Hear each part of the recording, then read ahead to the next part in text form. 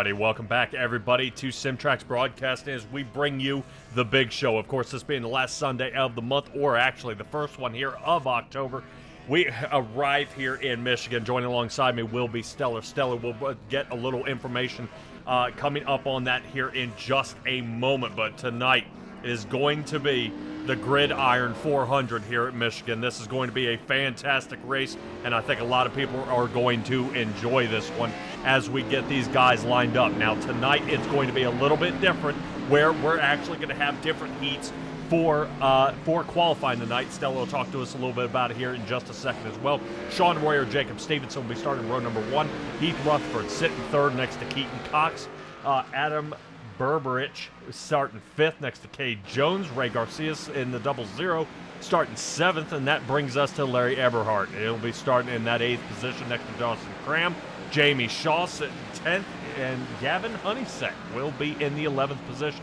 Moving on back to, it looks like Peter Harbor there sitting in 12th, and Stella, I believe we've got even more drivers than that rotating on back through here. We'll come with Connor Morse sitting 13th, Marcus Cunningham 14th, Charles Fletcher in that 15th position. Glad to see him back out here. He's been kind of on a hiatus here from the big show. Glad to see him back out there.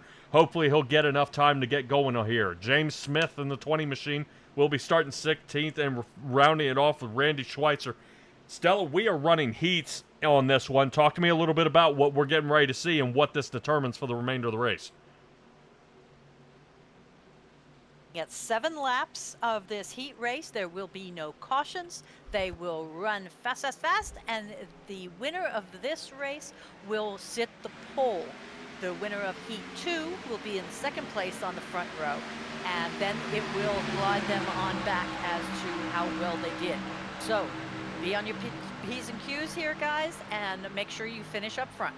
All right, drivers trying to run and gun here. Sean Royer trying to see if he can hold on to the lead. Heath Rutherford in the 98 sliding underneath, going for the quick lead change. He's only got him by a bumper here. That's not going to last for long, as I definitely expect to see the 7 who's sitting right behind him trying to give it a push. I believe that is Adam Berberich sitting there on the outside in the number 7. Showing here in the 28, so of course, unfortunately, in our ticker there. But 3 wide heading into 3 and 4 here. Guys getting loose. Nope. Boy, Nope. talk about net code here. That's not looking good. Yes. No cautions come out during the heats. They're just going to let it ride on. But Heath Rutherford going to have a little time to breathe here before the drivers catch back up to him. He may be able to lead for a little while here, but he's going to have a hard time seeing that it looks like 34, Dawson Cram, is slamming into everybody. That sends the rest of the drivers out of sorts here, and let's move on. Keaton Cox, he moves up 2 positions here on the night. He's been able to stay out most of this trouble in his 57 Chevrolet. He's got to make up about half a second here on Heath Rutherford to catch him. Peter Harbor has got to figure it out as well. Jamie Shaw 4th. James Smith is 5th. Now notice how spread apart they are here, Stella. I don't know if these guys are going to be able to kind of reel them in here at the moment, but they still got 5 laps left to go. And you wouldn't believe who is out there in the chat. Douglas Ross, he's asking how we're doing here tonight. Man, it is going to be a weird one, kind of actually, how we're setting this up. Is we're going to run, I believe, 3 or 4 heats here tonight, and then we've got the 200-lap race after that. So, man, if we're testing people's endurance, it's going to be tonight. Heath Rutherford has been caught here by Keaton Cox in the front. The 57 Chevrolet has caught the Ford. Now let's see what he can do. Turn 3 and 4 decides not to do anything except ride his bumper, and I can't blame him. Right now, that is a perfect example of where you want to be and possibly pass him later on in the last lap. You two work together, separate far enough from the field. That way Peter Harbor and Jamie Shaw can't catch you, and we might have a heck of a shot, since they have actually put a 2-second gap on the rest of the field here. Not too bad, but we're going to rotate back through where I want to see how Marcus Cunningham is doing, sitting in the 26 Chevrolet. Looking to see if he can rock on through, sitting behind James Smith. James Smith is actually out there. I believe that is in the number 1 Indianapolis Colts paint scheme tonight. And that's going to be something you're going to see a little bit different here tonight of what we've got here at the Gridiron 400, is drivers are going to be lined up and packed with these NFL paint schemes, looking pretty solid out there. I like what I'm seeing so far. Let's rotate on back where it looks like Gavin Honeysett, he's moved up 3, sitting in that 8th position. And we've already got a couple of drivers, I think, sitting down pit. Jason Stevenson, the 23, and Larry Eberhardt has looks like he actually might be working his way out of pit now. Trying to fix that car up. Ray Garcia got tangled up. Sean Royer was originally on the pole, sitting down here all the way in 14th. So he's got a long way to go here. Connor Morrison, brand new admin here to the league, sitting in 11th, rotating up. Randy Schweitzer. Looks like, I think he, if I'm not mistaken, let's see if I can get that drone cam out there. I think he is actually running a Rams paint scheme. That he is in the number 78. Not looking too bad out there. Let's see James Smith, as we got a battle here with Peter Harbor. Harbor on to the bottom, and the 26 machine of Marcus Cunningham trying to, No. Caught again. James Smith gets pinched right before we get caught up there with the tower, which I wasn't real interested in seeing. White flag is out. Take a look at this. Looking to see if Heath Rutherford can pull this one off here, Stella. This is only heat number 1. Keaton Cox is losing a lot of ground here. I don't know if he broke the draft there after just a moment. Doesn't seem he's really catching him at all. Got a good run here. This is looking excellent. Head down the backstretch. He's got to make the pass this time around. Outside line for the 57 Chevrolet. Deciding to see if he can cross it over here. Not looking solid. Nope. Trying to see if he can squeeze on through. We'll keep an eyeball on it. Heath Rutherford's going to start on the pole here tonight. Keaton Cox will be behind that. Yeah, and he should, and as far as passing below that line, should be a no-no. You can ride below the line, but don't pass anybody. That's kind of against the rules. Is that against the rules here of the big show?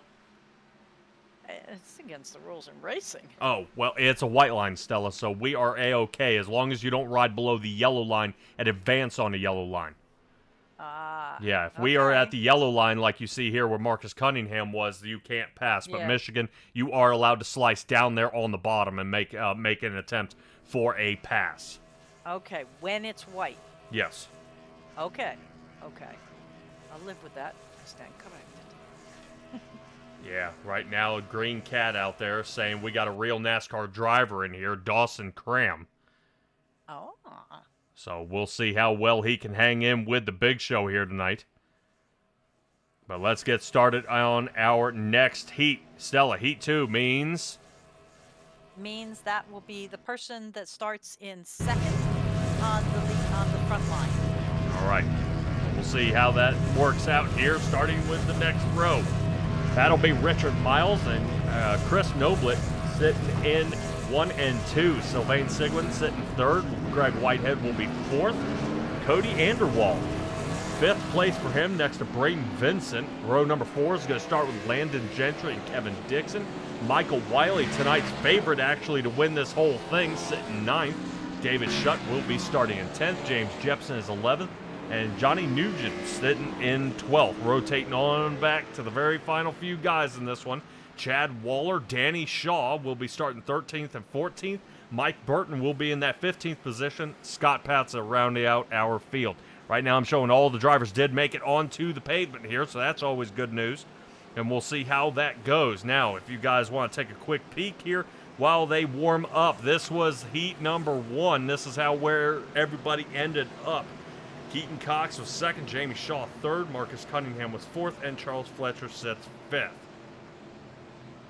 Dawson Cram got mashed up there right at the beginning. It sets 11th, and the new driver Connor Moore sits 10th. Well, I saw him airborne. When I can check his muffler status, that was pretty wild wreck. Yeah. Now hopefully they'll be able to clean it up this time around.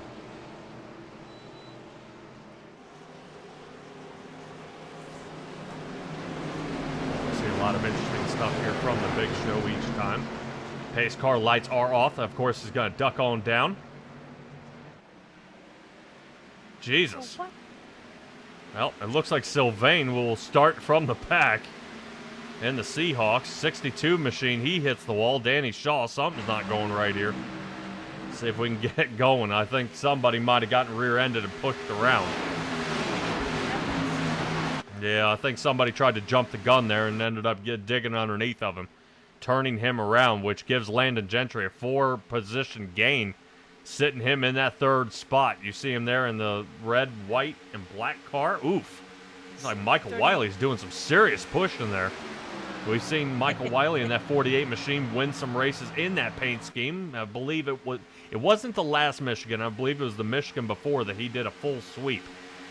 He actually won all 4 stages and won the race. And normally, we've seen some guys do a little bit of one of each of the other. Landon Gentry now gains the lead. 6 positions gained after 1 lap. Michael Willey sits 2nd. He's gained 7. Not too bad. Richard Miles and Sylvain, unfortunately, they have got the worst spot of all. Seeing that they are sitting back in the 14th and 15th spot, each of them losing at least 12 positions here so far. But 6 laps left to go. Cody Enderwald trying to see if he can squeak through this one in the 9 Chevrolet. He should be down there on the bottom of the field. Almost breaking wide of a 3-wide condition here. He definitely was able to squeak out of that one just barely, but I believe the numbered line has a Chase Elliott paint scheme for him. He works down on the number 3 of Greg Whitehead. He's trying to see if he can fight this one on back. Haley out there in the chat, appreciate you joining us here tonight. Definitely miss you, little girl. I believe about 7 more days and you're going to be 14 now. We'll see how. Definitely be giving you a phone call. The N Honor Racing. Appreciate you guys, man. I definitely wish you guys could have shown up here tonight. And Ted Rekich out there in the chat. Dude, you are watching the big show. I definitely cannot figure out why you aren't able to come out here and join this race because this is more your style here, Ted. Definitely pedal to the metal and see how fast you can get up to the front because that is what we have here tonight. After this heat, is an open race. Yeah, tonight is non-password blocked, so these guys can come in here and join and try their best and try their hand and see if they can beat the admin team here with the big show. Notice how that 43 is getting a good push from on the outside from Brandon Vincent. Vincent trying to see if he can slice underneath here. Looks like he's in the 63 machine. I know it does say in the tower there he'll be the 17. Brandon Vincent, I believe, is working his way. Chris Noblet is sitting there. Whoa, no. Getting smushed up. So Chris Noblet is actually in the 43. Oh, you're going to kill me tonight. Yeah, no, it's going to be pretty tough. We'll see how this goes. You changed the paint and the numbers aren't right. Yeah. What are you trying to do? Yeah, paint. Well, we'll just make sure we're keeping an eye on the right people out there. 3 laps left to go. Take a look at this. Cody Enderwald, the correct number here. Right in the middle. Not bad if he can hold on to it. Right now he's trying to see if he can use Greg Whitehead to help pull him through. But I give it to the 3 for really tripping this up just a little bit here to change it. Little drive underneath of our chopper view here as we slide on through. 9 off the pavement. Got to be careful. He's got to slide back up. That's going to cause him to bounce off the wall. Oh. No. Around he goes. Look at everybody scramble. Whoa. This is not the carousel of progress. That is not good. Chad Waller is the one I'm looking for here in the 32 Ford. He ends up spinning around about 100 times. Yeah. Wow. All right. So, yeah, back to the lead where we see Landon Gentry look like they're going to pass Michael Wiley here. Greg Whitehead going to see if he can help him on through. Whitehead ducks on out. That allows it to slide through. Brandon Vincent going to take that spot. Does he choose outside? Does he choose inside? Outside he does. Down the backstretch. That is going to allow Landon to squeak in. Wiley turned his spotter off. He said, I wanted him behind there and try to see if he could shake him up. And that's going to allow Landon to squeak out to the front. He missed that rule on that backstretch. You have at least a half a car length between you guys because otherwise Netcode's going to attack. Oh, yeah. All 3 of them here. Landon gets through. That was a squeak by there. That was definitely close.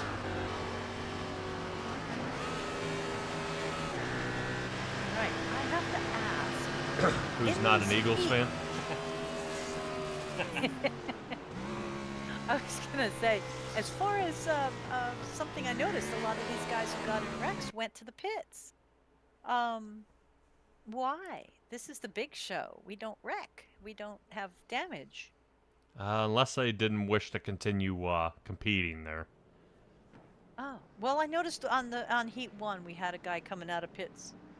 And we're like, okay, I guess he got something fixed. But also, if you But- consider that was a guy who's normally never run in the big show, so he may have missed a. Oh, a You may little have not detail known here. there. Gotcha. Yep. Okay. Okay. Right. So we're gonna have Landon in the front with Heath Rutherford. Yes. I'll be darned. Yes. I know. All right. Well, looks like the big show admins will be well represented in the front sections. Yep, that they will, and they're going to be able to have at least a decent time out there. We're only about a 5-minute warm-up here on this one, Stella. What this is actually doing is because of the heats, a big show is allowing these guys to kind of take a little peek down pit road and find out where their pit box is, so they are not surprised. Yeah, that would be bad. Running on the outside lane, and the next thing you know, your box is like right at the entrance. Yep, 3, 2, 1, uh-oh, and then you missed it. Yes. Okay. That's a very wise decision to do. Yeah, really give it to them. That's actually a pretty good idea. I like the way they think of that. That's what I just said. Yeah, we might try to do a 2-for-1 here. Yeah, we're gonna see if I can try something here and see what we can do. We're going to try one, and then let's see if I can get them both here at the same time. Heath Rutherford and Landon Gentry. You guys got a copy? I do. Heath's going to play quiet, though. No, I got it. All right. Well, I got you Here. guys at the same time. Both of you Heat winners. Both of you have been teammates a long time. Well, couple of the favorites here tonight, Michael Willey and Ray Garcia being a couple of them here, and even Morse, the new Connor Morse, that being, you guys actually did quite a job out there during the heats. How do we set up this race for you guys to come 1-2 tonight? Just don't kill each other and stay out front with the clean air. By the look of the heat, staying out front does seem to be a very wise decision. We had trouble. Well, Landon would know, he was in that second heat, but we didn't get to the start finish line before there was an accident. Yeah. So, good move. Yeah. It happened right in front of me. Yeah, it was definitely an interesting pile-up, and I'm a little concerned seeing if that's going to be what we're going to see a little bit here of tonight. If guys are going to be able to maintain and not kill each other here to the end. But really, what's a weak spot you can find to get away from Michael Willey and possibly win this?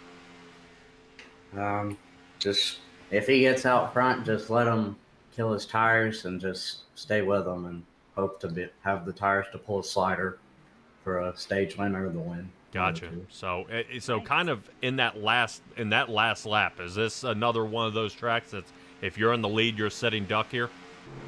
I wouldn't say so. No. Okay. The That's clean pain- with these things, the clean air is so important. It's really hard to pass. Wow. All right, man. Well, I definitely saw how that went. Heath, I would say, it was different for you, but you were out in the lead and then led the whole thing. Landon had to fight his way through the pile, but I'll let you guys head on back. Heath, your shout-outs first. I guess the big show, my parents. All right, Heath. Good luck to you, buddy. Landon, your turn. Same thing as Heath. Same thing as Heath. So original. All right, 4-time champ, Landon Gentry. Good luck to you, buddy. Alright, hopefully I see you later. Yep. Bye. All right, moving on. That does bring up our second heat. There is our qualifying finishing guys here. Landon Gentry sits in that top spot, and along with Heath Rutherford. They'll be starting side by side here tonight. And I'll tell you what, they are not inverting the field on this one, Stella, so where they finish is where they're going to start. Stella, when some drivers invert the field, they can kind of wreck themselves out, so to say. So they can be finish in the back and start in the front. You may have been eyeballing it from the outside. I know you do watch a lot of the broadcasts there with the, you remember Philip Temples with the Grayson Shootout Series? Yes. Yeah, he ended up wrecking out and couldn't get past the one guy, ended up wrecking out, started in the front, and then led every lap till the end. That was some kind of... Fishy. Okay. Thank you. Fishy. That's what I call it. Alrighty. Barney's got the checkered flag in his hands. Fans are in the stands, and we'll get here in just a moment. First things first, Star Spangled Banner time. Please hold on.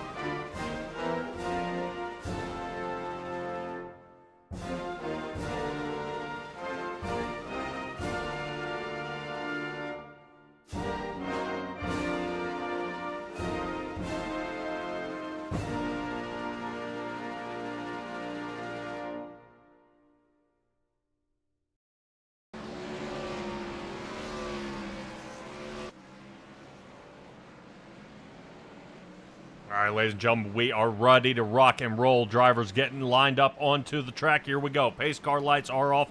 Let's get to our starting grid here for tonight. Heath Rutherford and Landon Gentry. They're going to be starting in that front row. We've talked about it a couple times here. That they're bringing up Keaton Cox, Braden Vincent sitting 3 and 4. Jamie Shaw, Michael Willey will be starting row number 3 with Marcus Cunningham and Greg Whitehead. He had a great finish there in his heat. That means outside row number 4. Charles Fletcher sitting 9th.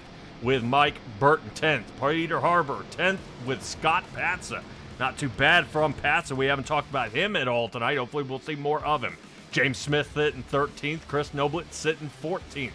Randy Schweitzer and James Jepson will be starting in row number 8. Moving on to Gavin Honeysett and Richard Miles will be the 18th position. Connor Morse starting in 19th, and finishing out row number 10 will be Kevin Dixon. Dawson Graham starting 21st next to Cody Anderwall. That means Adam Burberich and Chad Waller will be starting all the way back there for the 24th. Sean Royer, Sylvain Sigwin starting 26th. And Ray Garcia, Danny Shaw, Kay Jones, David Shutt. That means Larry Everhart, Johnny Nguyen starting 32. And Jason Stevenson rounding out our field. Green flag is out. Stella, blistering time for me. Let's get her on going as we got to see Landon Gentry and Heath Rutherford. That immediately lane changing to the outside line. These guys are going to have that fuel window. We'll talk a little bit here in just a second as we try to squeeze it on through. Man, they got to be careful if they come up on the exit of turn number 2. As you see, drivers already smashing to pieces here in the back. That is not what you want to see. Cowboy. Expect. Had to do it. I had to do it. I'm sorry. Yeah, already kind of smashed up. Peter Harbor sent it right back to the pits here. Oh. James Smith, Marcus Cunningham. And it looks like Adam Burberich, Chad Waller, and Johnny Nguyen got tangled up here, especially with my tongue there, kind of mush-mouthing it.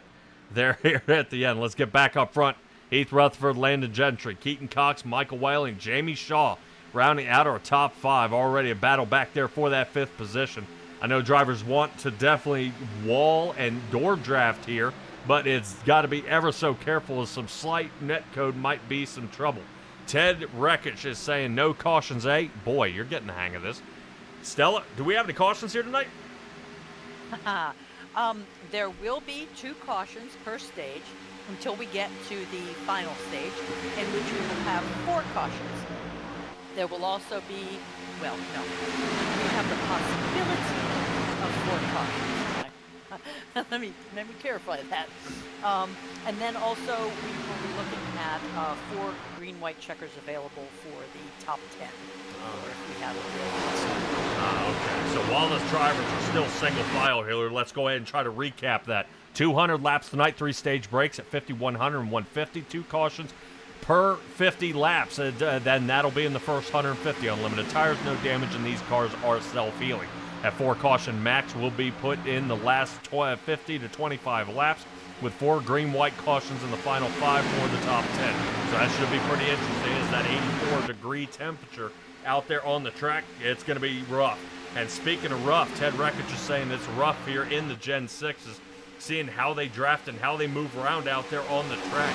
Ted, I am not getting an answer why you are not out here, my man. Definitely is a wild race here tonight, especially when they're racing for some money. So drivers, at least in the top 10, hard charger, pole winners, everything else. These guys all win a little bit of cash here at the end of the run. As long as you can keep off that mic and not fight each other here during the race, you definitely have an opportunity and a chance. Don't forget to check out the Big Show out there on Facebook and out there on their on their website, and try to see if you can sign up with these guys, practice with them out throughout the month when you have time, and be able to come out here and run the Big Show on Sundays. 200 laps here. Stella already over halfway through lap number 5, and we got drivers still kind of jamming too wide here. You know, how do you think that's going to hold up for tires? I do not. And we have our first caution this round, this stage. They're able to do 2, 3 wide here, even in the corners, 73-foot wide turn, but somehow they are not gathering the fact that the front stretch is still at 12% or 12 degrees, and the back stretch is almost flat. They have got to come down on the back stretch to stay off of that wall. Whether it tears up your tires a little bit, it beats the heck out of eating a wall. Oh, yeah. I'm about to see drivers checking up here, waiting to see if anybody gets rear-ended. This is kind of why you see a couple of guys talk over the radio and kind of mash it together. They may be trying to put the race back together, seeing how spread apart and mashed up they did get. They're back on lap 1. Let me see if we can take a peek back at what happened here. Well, also remember that these guys, they call the caution after the lap is completed. So this right here brought out a caution, but it did not get flagged until the lap was complete. Okay, so this would actually be the lap 1 wreck, and which is not being called. The one that would be called is the one here with Sean Royer.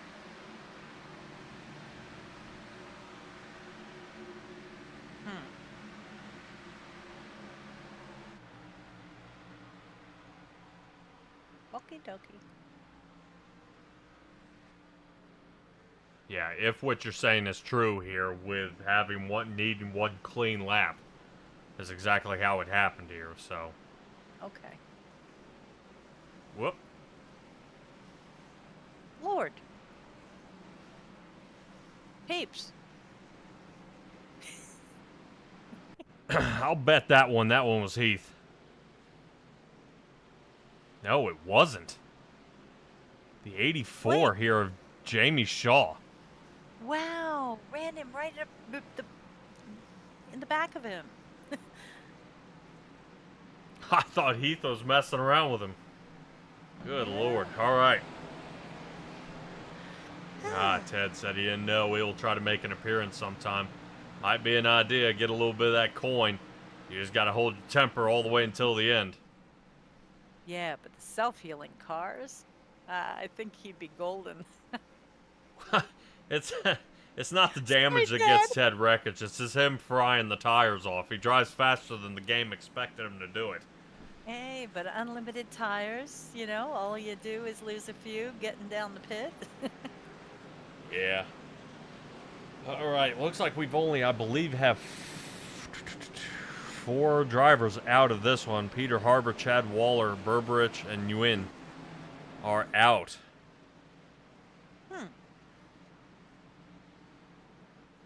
Now, I saw the Waller, Berberich, and Nguyen go out very quickly, but I was surprised with Harbor. He was down there for a while, and I was assuming I don't know, used to, because other than getting tires and getting fuel, these guys don't need the pit stops too much. Yeah, I'm not quite sure what happened, or if he had a disconnect and a dropout. Oh, okay. Yeah, the 444 Ford, he was, boy, say that 3 times Yeah, fast. no kidding. Yeah, he got up to speed. He was able to complete a little bit there, but it's not showing him connected for a number of laps.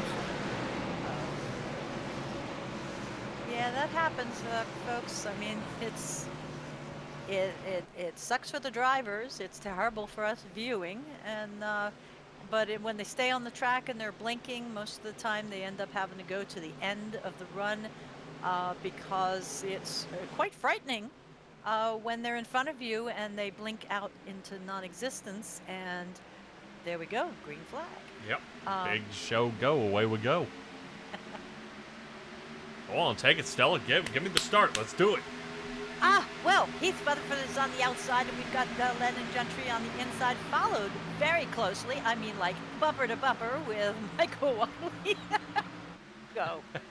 Pretty And close. I gave a tough laugh. But that is Heath Rutherford down on the bottom, and that's actually Landon Gentry in the 33 who's marching back. You do see the contact there with Heath Rutherford, him and the 90, that being Scott Patza. And you see the contact when there's obviously plenty of space between the two cars. So that is exactly the net code you see happening there with Heath Rutherford, actually with Landon Gentry there and Scott Patza. So See, Patza. you did it too. Yeah, I know. Patza moving up 9 positions here. Connor Morse in the 22 Chevrolet, the brand new driver here, sitting in 7th. He's trying to see if he can hold on to it as he's battling back here for 6th position. Down on the bottom for him as it looks like he's running a New England Patriots scheme. That's all right. The New England Patriots aren't so bad. They don't have. Never mind. We'll stop. Yep, here we go. Well, not 1, 2, but 3, but we'll keep it on going through. At the 22 here, up 11 positions. Cade Jones up the biggest amount. And that number 4 Chevrolet right behind him. As I say that, off his rear view mirror, he watches that one happen. And they are still wrecking across the front stretch here. Somehow some are able to make it, except. Good Lord. Did you see the Napa car leap in the air from the grass? Yeah, right now this is Gavin Honeyset trying to get going again. Difficult to get these Gen 6s up to speed around these turns like that.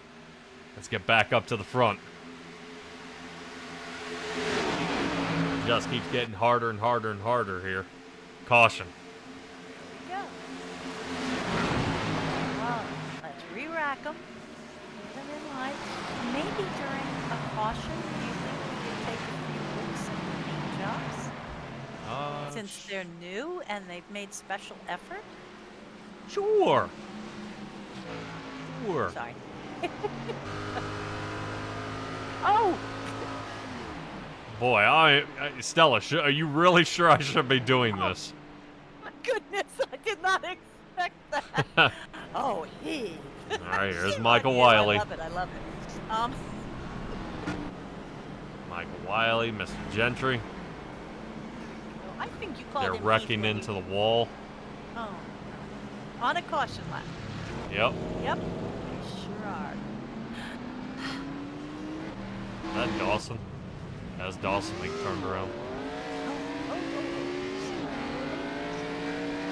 All right, so let's get, and we got the Packers for Scott Patson, Connor Morse, Patriots, Cade Jones, looks like he's running the Atlanta Falcons, and Braden Vincent on the Baltimore Ravens. That's kind of cool. I'm always the same. Yeah, let's see if we got anybody else. Charles Fletcher also running the Patriots Kings game. Why does he look like he's been in a fire? What? Well, his vehicle looks like it's been in a fire. Jamie Shaw of the Detroit Lions. Okay. I thought there was no damage here.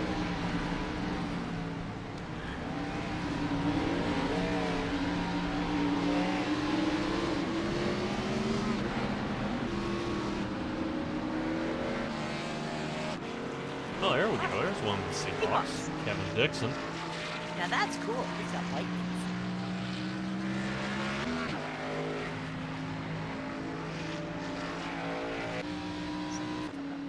There we go. Richard Tampa Miles. Bay? Yep, with the Bucks. And Jepson. Looks like we got a Vikings. Oh, is that Vikings? Yep. Okay. James Smith with the Indianapolis Colts. Oh, you know what? It was a Colts car. I thought that was Cowboys' car earlier, and I made a terrible comment. All right, Larry Eberhardt there with the Washington Commanders.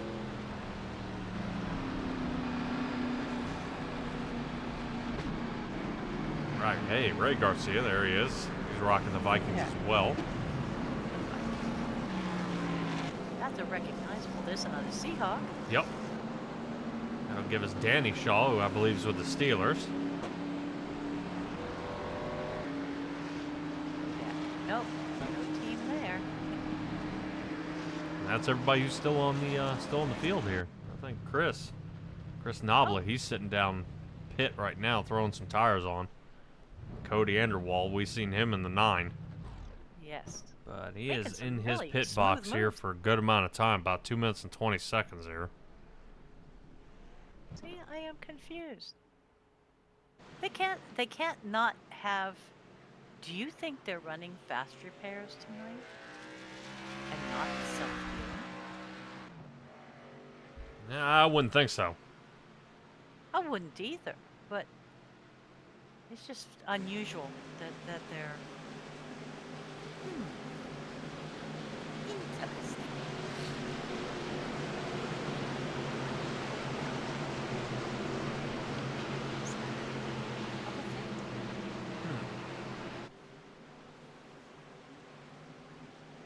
Have to bear with me for a moment. But the lights are off. I know. Pace car lights are off. About to have the big show go here in just a moment. And now, go time. Heath Rutherford out in front. Landon Gentry on the right of him. Taking a look right now as we're taking Landon Gentry for a ride here. Let's see if we can actually ride alongside this car. Take a look back at how close these guys are getting. Where Michael Wiley's trying to stick his nose through here, trying to see if it's going to be a 3 wide heading into it. Not yet. Right now, ooh, man.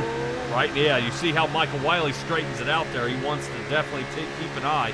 There's going to be a problem behind him, though. I can feel it right now, Scott Patsa. Let's see if we can get a little closer to the back end of what's happening here. The driver's already spreading out. 3 wide there, closer in the back. Michael Wiley's having to drop down to 5th. He's unable to complete that. Now down to 6th as Connor Morse keeps the outside line. This is really working out very well for the drivers here so far. No tangle ups already as Michael Wiley's trying to find a seam where he can get back in. But Heath Rutherford, who was in the lead, has dropped down to 5th as he has gotten punched out on the inside line. The inside line is not superior here at this track, especially if you do not pit. Heath Rutherford did not pit back on lap 6, and neither did Landon Gentry, but everyone else came in. So we'll see if there's the tires set up here, if anything changes at all. Scott Patsa taking a peek for the lead here. And that is allowing Heath Rutherford to get a little bit of catch-up room here as the 98 back down toward the bottom. 3 wide heading past the line here. They're going to have to sling it into turn 1 here pretty hard as Heath Rutherford comes from 5th all the way up to 2nd, trying to take a peek here, getting really close. Connor Morrison, the 22, here he comes. 90 machine there of Scott Patsa slinging on the inside, no Pushing help, him. so he's going to end up Pushing him. dialing out here.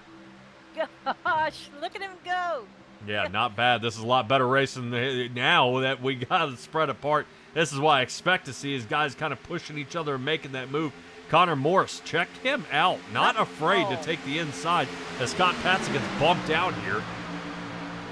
Morse trying to work through as you notice the clean air as he sticks his nose between the two. Thinks about a 3 wide, but it works out to his best advantage.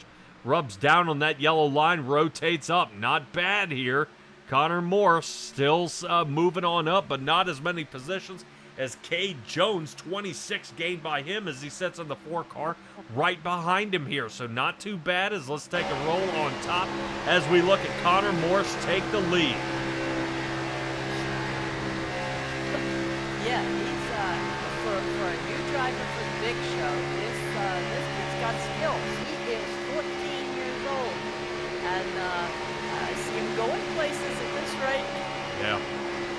definitely got his work cut out for him here as Landon Gentry has been the favorite here in this league as the youngster, but now 22 Connor Morse slings on past. Check this out. That's going to sling Landon right on through. Heath Rutherford, normally his buddy here, looks like he let off, thought about letting the 33 in, but Landon decides not to. He wants to stay on the bottom, 83. I believe that is Brandon Vincent right behind him, gave him a quick shove. Now Heath's going to fall off, and they're going to try to pull on through.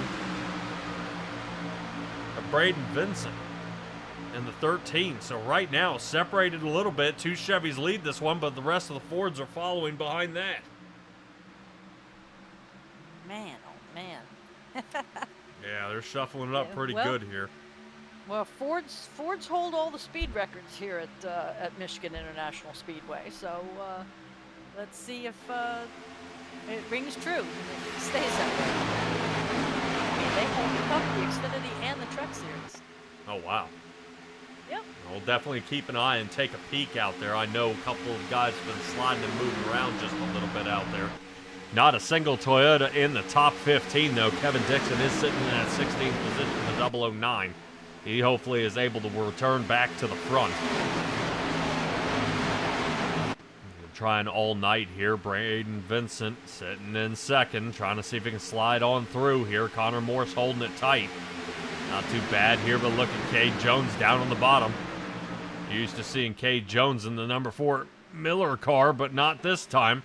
As he rotates up, makes a little pop there to Braden Vincent, unable to hold it through 3 and 4, drops him back down to 3rd.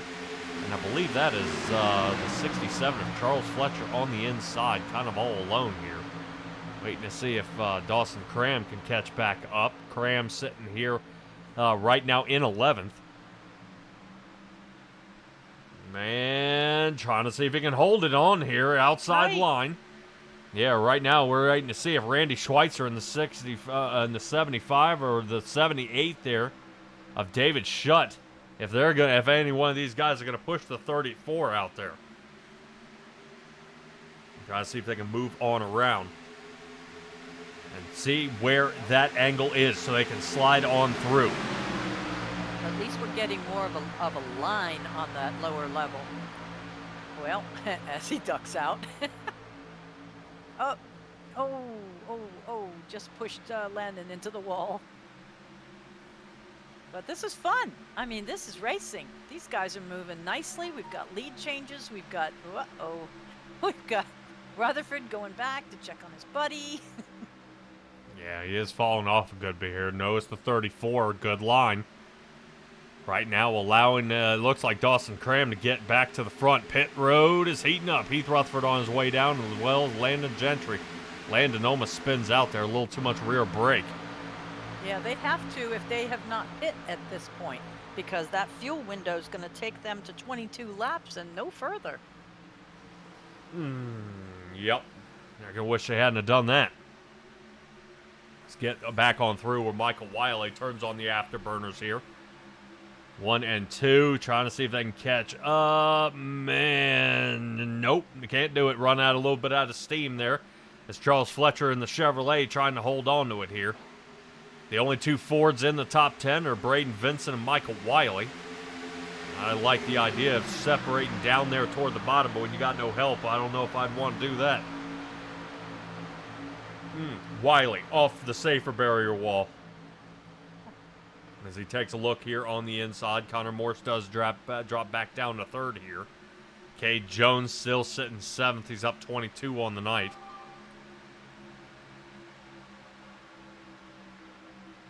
Yeah, Dawson Cram is making some nice moves here. He is up to 4th place.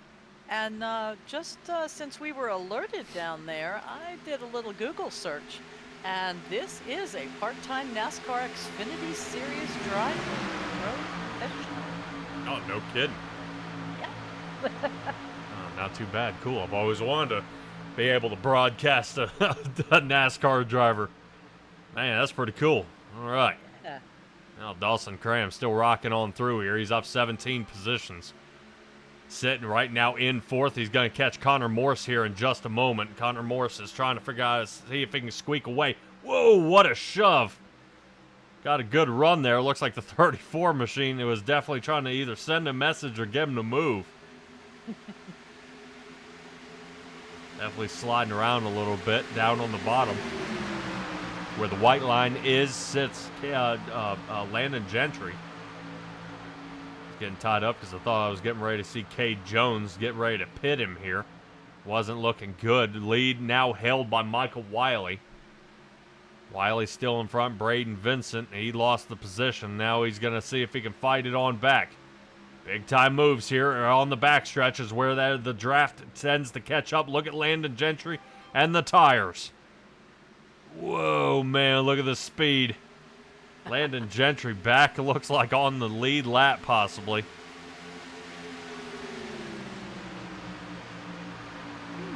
He is now trying to run around and get through.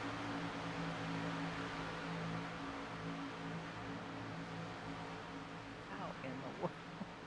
So he has to go completely around. Oh, yeah, he's 39 Okay. seconds off pace now. He's got to fight back. Wow. Somebody else you're going to see kind of with the same deal here, Heath Rutherford. Notice the amount of speed he's not needing of anybody else's help, so you see the tire fall off. Wow. Yeah, so some of these That's guys out here, amazing. let's talk about Sylvain out here. The best time was a 38.19. Right now, these guys are running a 40.4. Oh. Definitely okay. a lot of That's separation out huge. there. Yeah. Take a look back up here. Looks like a battle for third place here. As Wow, Heath slides that's underneath. Boy. Smooth. Yeah, right now, a 34 might want to think about following the guy with the freshies. Let's see if he can get a little more speed out of him there, but 98 going to blast on through here. I would question, are they getting ready to fry the tires off here and there's going to be nothing left when it's go time? Well, see, that's my question. But when is go time? I mean, we're looking at a stage caution coming up in another 20 laps.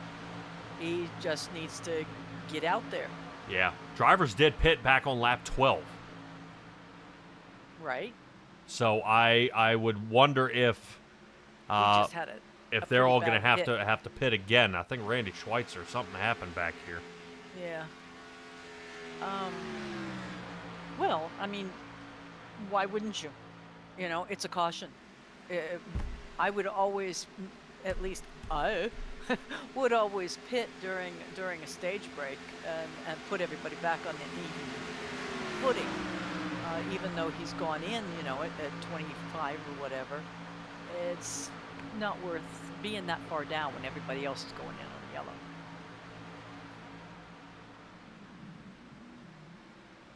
Okay.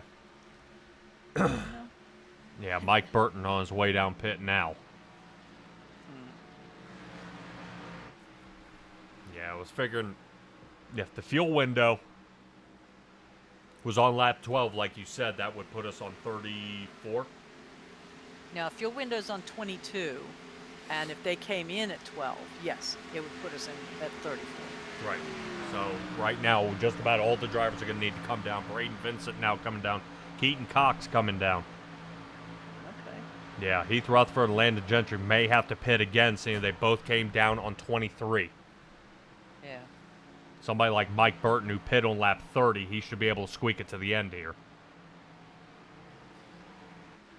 Yeah, well, it was planned that there would probably be 2 pit stops per stage. The fact that we had the 2 cautions so early on, and several of these guys took advantage of that to take their first fuel and go. I think it's how we ended up out here in the 30s. Yep.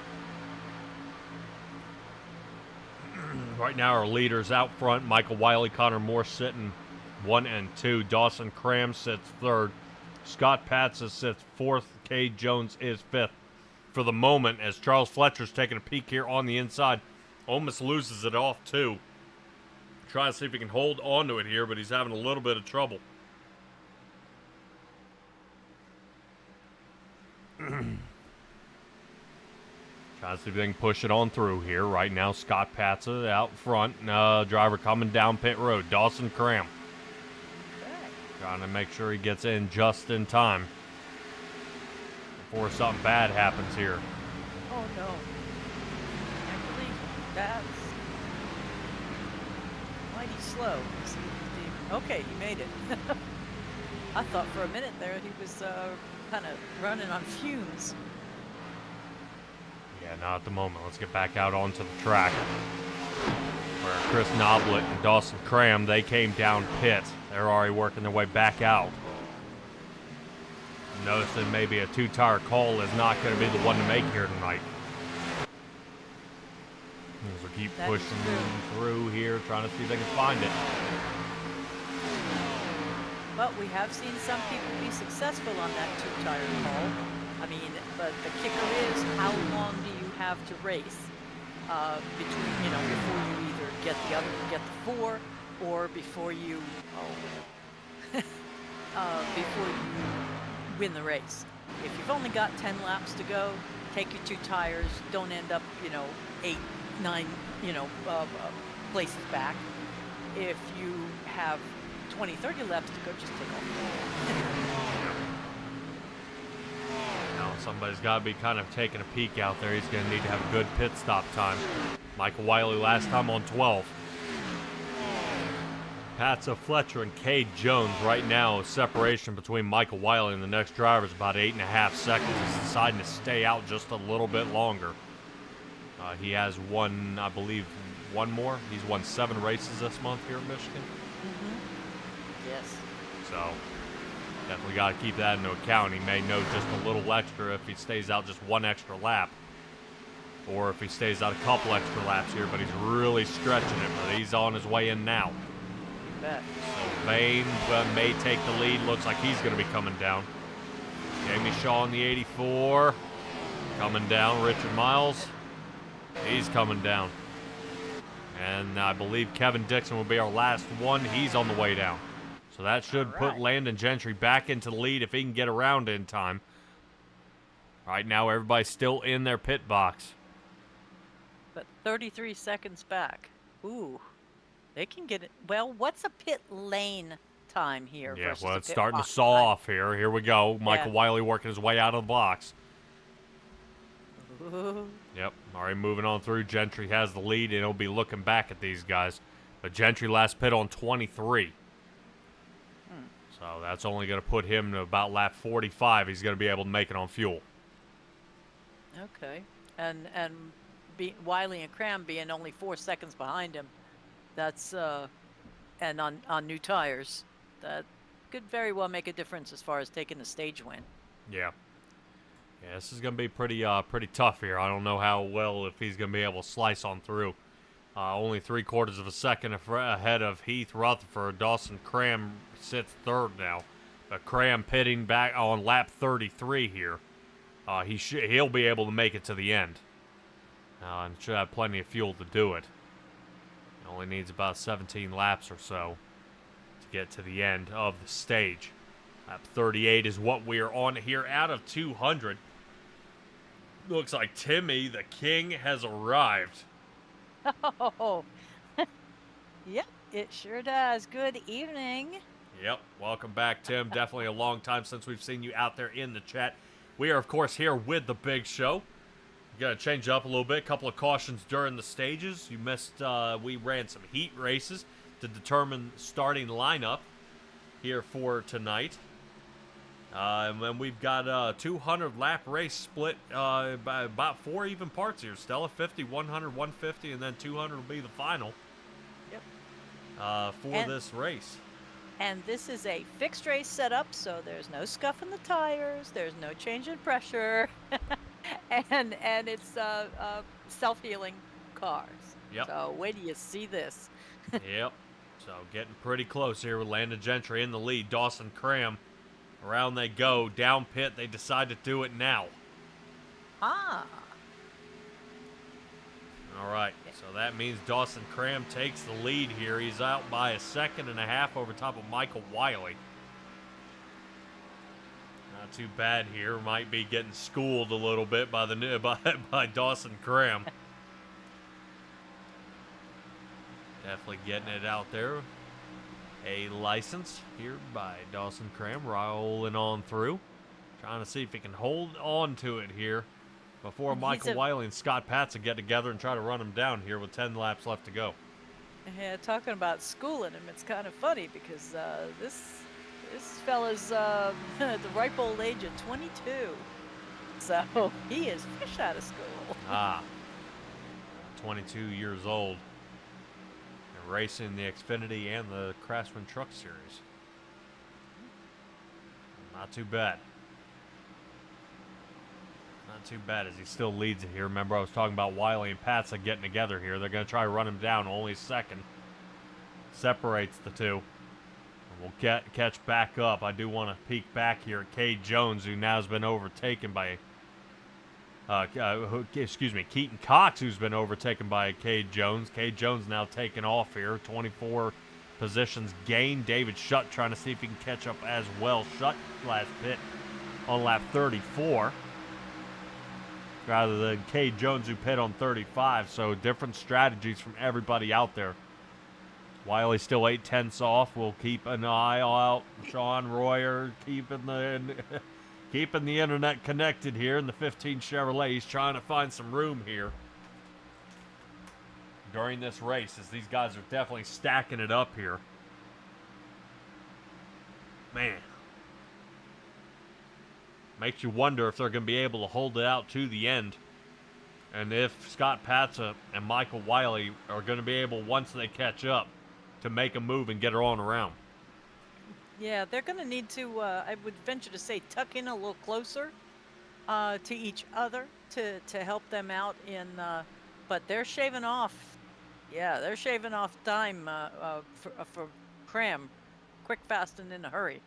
Well, you saw Cram dropping off the table there, and he was trying to break the draft. No way Michael Willey couldn't get him so he could slow him down a little bit here. Definitely an excellent drive here by both these drivers as they shoot down the front stretch. Trying to take a little bit of an angle.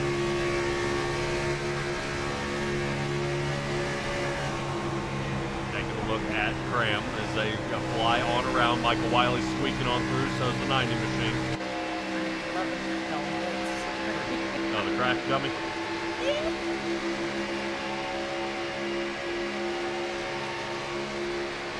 Take a look at this angle here right now. Cram remaining very solid.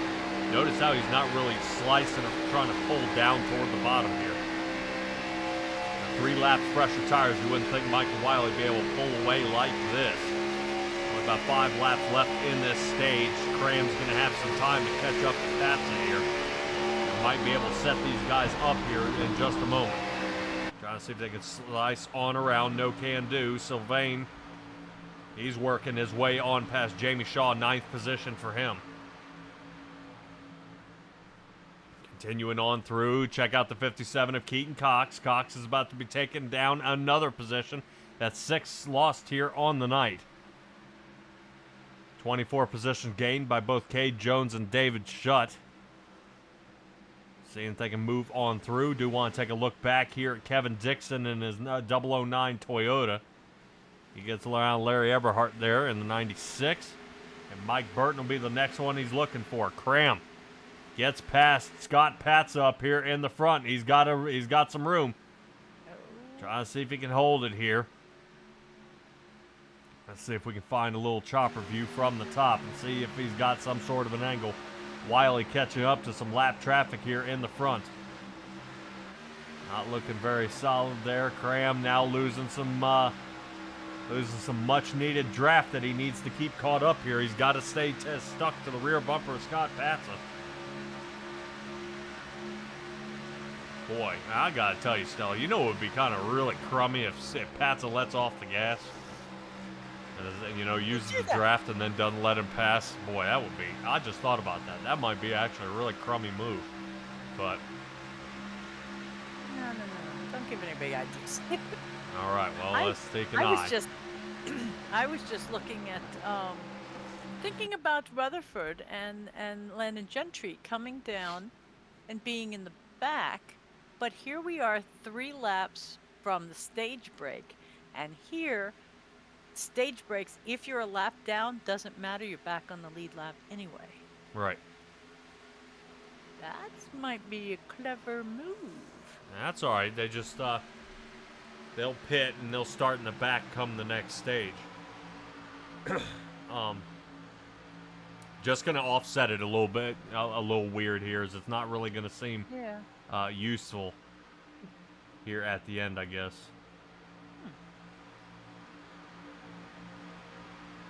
Not too bad here as the drivers keep pushing on around. Cram taking a look here on the inside. The battle in between these two is now allowed almost a second lead by Michael Willey with 2 laps to go. Right now, Cram trying to take a good angle here. He is. Does he have the tires for it? Boy, it goes down and rubs that yellow line. He slings on past. That puts Patsa back down to 3rd. He doesn't have enough time to catch Michael Willey here. No. Even working together, these guys aren't gonna. But could at least get some stage points. Yep, there goes Willey. Here's Cram. Cram almost into the wall here.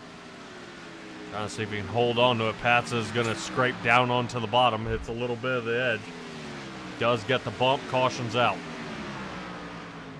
Wow. Okay. Yeah, that is a nasty bump. So, all right. So stage 1 is complete. Michael Willey, Scott Patsa, and Dawson Cram for 1, 2, and 3.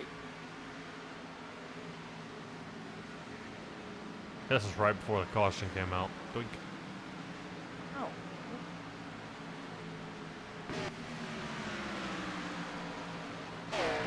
Alright, guys trying to run back around. Looks like Gavin Honeyset. He's the next one out. Cody Anderwall's down. That gives us 2, 4, 6, 7 drivers out of the race. Jason Stevenson, the last one in the back there. He'll be 26th position.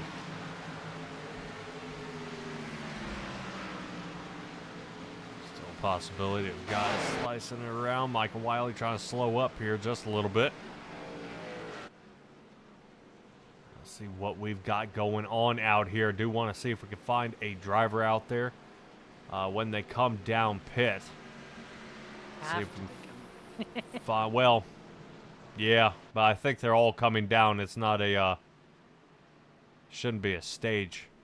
Well, it's a stage caution. What I'm saying is it's not on a green flag or anything, so Right. I don't want to tangle somebody up if they have to calm down. I know. I mean, some of them, you don't want them to miss their stall. Oh, yeah.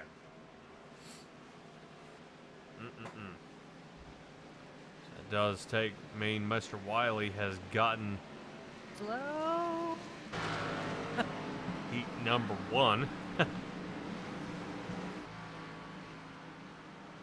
Stage 1 taken by Michael Willey. Scott Patsa sits 2nd, and Dawson Cram sits in that 3rd position. Pit stops underway. Darn it. Got me again. Definitely expect to see guys with 4 tires and fuel here so they can make it to the end. We definitely saw how that worked for Landon Gentry and Heath Rutherford in their late pit stop. Shoot on out of pit. Dawson Cram. He breaks out in 2nd place. Not a bad shot there. Scott Pat's a little slower. 15.28 in the box.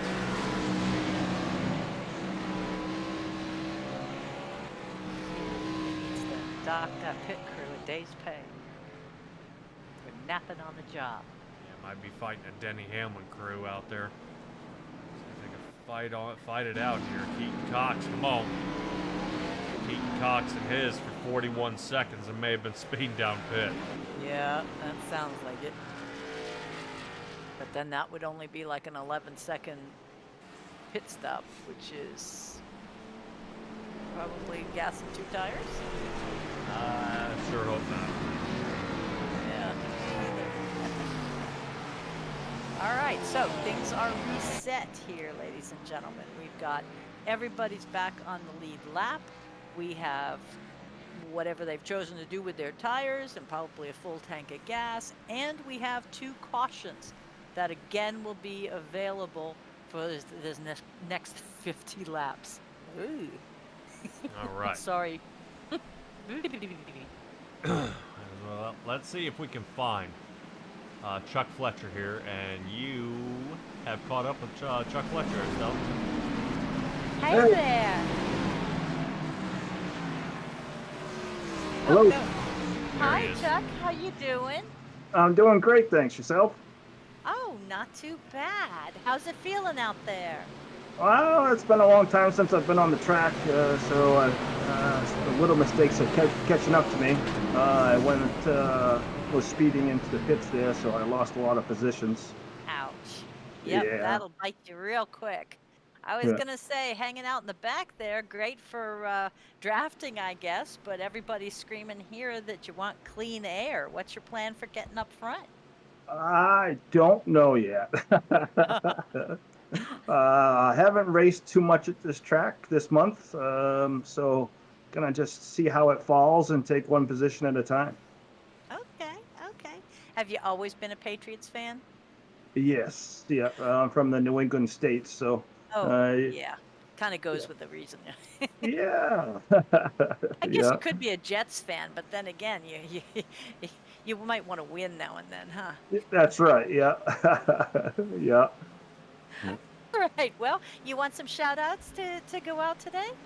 No, thank you very much for the Sim Tracks, for everything you guys do for the big show, and of course for Ray for all the time that he puts into setting these events up. It's been a good weekend so far. All right. All right. Well, we'll hope to see you soon. Maybe, at the end of the race. And if not, see you next month. Sounds great. Thank you very much. All right. Bye-bye. All right, buddy, that was Chuck Fletcher out there. Stella, now the top 10.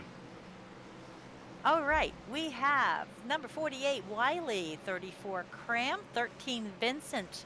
In fourth place, number 90, Patsa, 75, Shutt. Let's see, in sixth place, we have 15 of Royer, then 4 of Jones, 84 of Shaw, 66 of Sigwin, and number 20 comes in 10th, Mr. Smith. Yes? 10 drivers here in the top getting ready to go on here. Sylvain at least having his number 66 Toyota, the highest place in Toyota here so far, gaining 16 positions for a top 10. He did take 4 tires and fuel, so definitely some good strategy by him so far. Has helped him fight to the front, but he has been in some trouble, so he's got to be careful not to get piled up in anything happening out there on the track. Connor Morse, that we saw originally, had some lead time sitting back here in 11th. That was a 17-second pit stall time by him. Yuck. Gonna have to redo that. Pace car is out. And now the lights are off. Pace car back in. Away we go. Michael Wiley into the front. Dawson Cram sitting second. Moving on with Scott Patz and Braden Vincent sitting 3 and 4. As they battle side by side there, Scott Patson trying to hold his line here and not allowing Vincent to slide on by. Wiley going to hold on to the lead as Dawson Cram chases him now. Moving on through, but we're going to stay here on this position 3 battle that we're looking at here. As Scott Patson in the Green Bay Packer 90 Chevrolet takes off, uses that draft, pulls on through. Braden Vincent sitting 4th. Sean Royer will be our 5th driver. That means Dave Shutt drops down to 6th. Taking a look where Jamie Shaw is in the Detroit Lion machine. He's down 2 here on the night, but sitting 7th. He's working his way back up Stella. And I can't wait to see if Cade Jones or David Shutt are going to take him to the end as Dawson Cram slides back out of the line here. Interesting enough to see kind of what's going on between Scott Patz and Mike Wiley. I would probably say, Stella, when I'm looking at it here, whenever these guys get a NASCAR driver in there, for some reason, guys start banging each other around. They push drivers around. They kind of and they say, "Oh, well, you made it to the big leagues. Let's see how you handle it on iRacing," which is really not the best thing to do. To me, you kind of want to take a few notes out. But Dave Shutt is sideways. Landon Gentry slides on through. Yikes. Oh, come on. There What we is that? go. That's Heath Rutherford in the grass. Whoa. Oh, was it? Oh. Yeah. Yeah, I said that whole accordion actually started all the way up here with Cram and Patsa. And every one of them let off a little bit, all the way. Oh, goodness gracious. Yeah, Kevin the way Dixon didn't back. have anywhere to go there. Right now, he got pinched into the wall. Oh. Mm. Whoa. Wow, I can see my house from here. Is that Richard Miles? That is. Man. Ready? Boop. There's self-healing. See? Fix the car. Okay. Okay. All right, James Smith is down in the pit. Not quite sure if something's going on. 35 seconds he's been down there. See, that's my query. No. Ray. Hello, kids. Howdy. Hi. Question. We delayed. Okay. We delayed this caution because Yep. one has a toe. If I throw the toe, it doubles his toe time. Oh. So we're waiting for him to get his toe, and then we're going to go caution Ah, once his toe is over. What in the world are we towing for, man? They're self-healing. He got stuck in the barrels when those guys collided. He nosed into the barrels and he got stuck. oh. So Because that's we saw that before, why people were sitting in the pits, and I'm like, I've never seen him stuck in the pits before. yeah, it's an automatic pit. They just throw you in there. Oh. Wow. But if I throw a caution, then the tow time doubles to almost 4 minutes. Hang on. It almost doubles to 4 minutes, so that we delay it. So I had to call out, we're delaying it. So as soon as he notifies me that he's going to come out, then I'll throw it. Wow. Darn. But now, can these guys jockey for position until that flag is thrown? Right now you're still racing. Excellent. So, Okay. alrighty. So I just wanted to make sure because I knew that'd probably throw a wrench in your Yes, it did. in thing. We hadn't discussed that previously. All right. Would you throw me back up if you would? Yeah, appreciate it, Ray. All All right, that does get him on out of there. Moving on out of there is Landon Gentry, who was up there battling for 5th. Slides down to 8th here, taking a look at that front chunk. Sean Royer, remember we were talking a little bit earlier, Stella, about him having possible connection issues. Look at that 15 Chevrolet Go. He's sitting up there in 3rd, dropping down to 4th as he battles on the low side with Scott Patza in the 90. But caution comes out. Now we know why, as somebody earned the All About Barrels award out there. Oh no. Well, and while we're too bad, Douglas Ross isn't out here in the he's out in the chat, but he's not up here in Discord, because he said he was racing with Ryan Vargas and Ryan Truex today. So it must definitely be a slow day for NASCAR guys. They're hanging out online. Yeah, I guess so. As definitely something to see. I know a couple of guys have been trying to figure out how to push it here and figure out really where the best angle is at getting this entire deal around here. I do want to find out who got hung up in the barrels.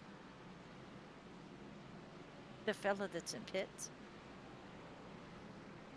Yeah, there was one that was in pits. I'm trying to find out where, because I thought it was James Smith. And let me see if we can find out what happens here. Here we go. Clink. Smith should be in the Colts machine here. Oh, yep, incoming. Stop.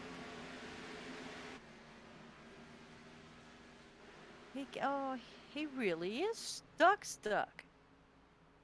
And Whoa. Okay. You know what that means.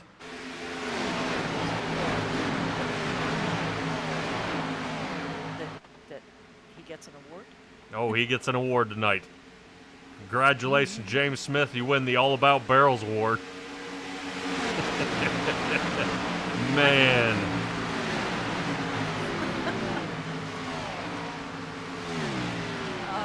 But normally that's for people who like go, oops, I have no brakes, or oops, I have no turns. I have Nope. brakes. Some people, Anytime, huh? some people, it's the dreaded barrels at the beginning of pit road. At no point doesn't matter. Sometimes they get hammered into Okay. it, or not into it, or trying to survive getting out of it. Seems Well, Greg. it looks like absolutely everybody's into it, and that is the pits. Yeah, hold on. It says Greg Whitehead had a problem during caution. Oh, no, come on, no. gravy? Now, if somebody hits him at 55 miles an hour, I'm giving up driving on the road. Richard Miles. Oh. Okay, I spoke too soon. I still have to go get milk.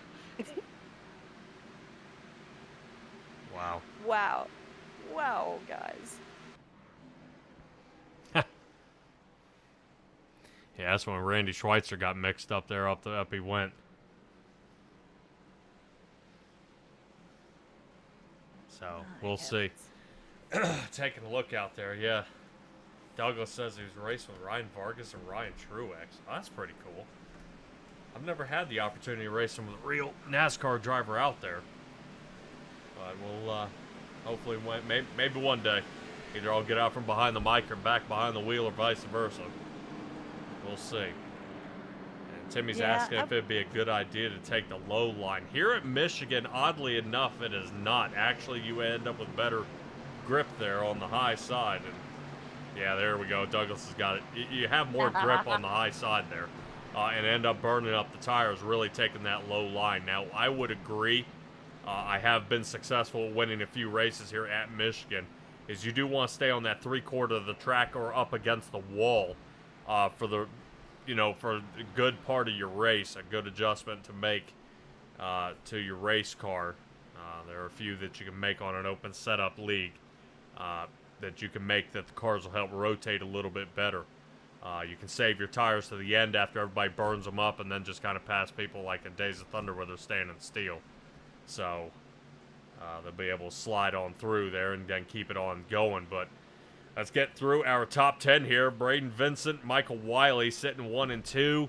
That means Scott Patsa, Sean Royer, Dawson Cram, and Jamie Shaw. Landon Gentry, Heath Rutherford, Keaton Cox, and Sylvain sit in our top 10. During our caution replay, lap 62, everybody came down pit. 4 tires and fuel again, except Keaton Cox. 10.3 seconds for him. Boy, that's going to be a gutsy move. For the 57 Chevrolet we see sitting there in the back, you see him with the yellow stripe on the windshield on the outside line. That's our guy. We'll see if a 2-tire call is going to be in play. As a Big Show Go is underway, 64 laps, starting lap 65 here with Braden Vincent into the lead. And once again, Stella, we still have 2 Fords here in the front row. So, well, but it doesn't matter. They can be in the front row for the whole race if they're not in the front row at the finish line. Oh, no. No. I think that was Jamie. Oh, Landon. Again. Yes. Whiz. Again. But I am going to ask for a cockpit view of that accident if you don't mind.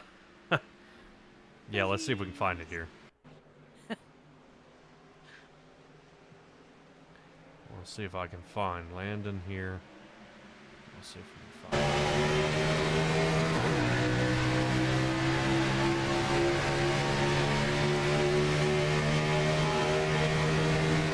Well, that's weird. They bumped him like that. Here we go. Down on the bottom.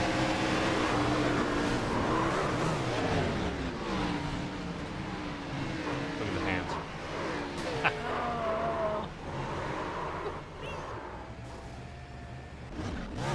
Hey, missed him. Wow.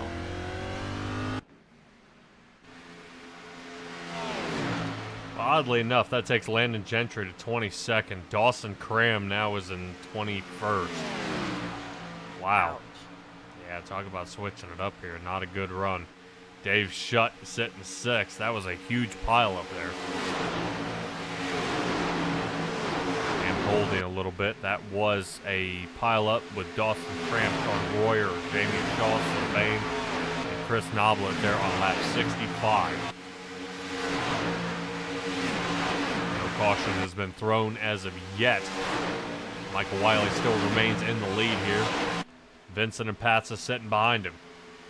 Not too bad. At least a few drivers here from the admin team still remain in the front. That does allow Ray Garcia to move himself up into 4th position. So right now, top 5 at least are sitting here in the top. Well, all top 5 are admins.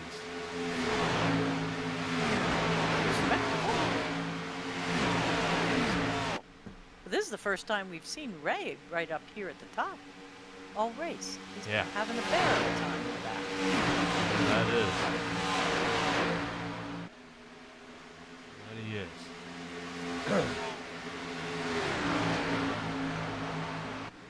Yeah, trying to see if I can find something to slice on through here. Looks like everything's slowed down just a little bit here. Kevin Dixon trying to keep on rolling here for the Toyotas. He's up now to 9th. Ray Garcia's Toyota is up to 4th. Keep this move on going. Heath Rutherford battled along there with, looked like Connor Morris. Looked like he overtook Dave Shutt right there. And that should be doing it here for a caution on lap 70. I know this may be a toss-up here, Stella. Do you pit? Got 30 laps to go to the stage. Okay, when did I pit last? 62. No. Unless everybody else goes. Then Michael Willey has already fallen off by 0.7 of a second. okay, but is everybody, I mean, he pitted 62 too? Yes, Okay. and he's in the lead. Then everybody else is falling off too. Correct. What I'm saying is, so based on position is what you would determine whether you would pit or not. Okay, well, my position is on all fields.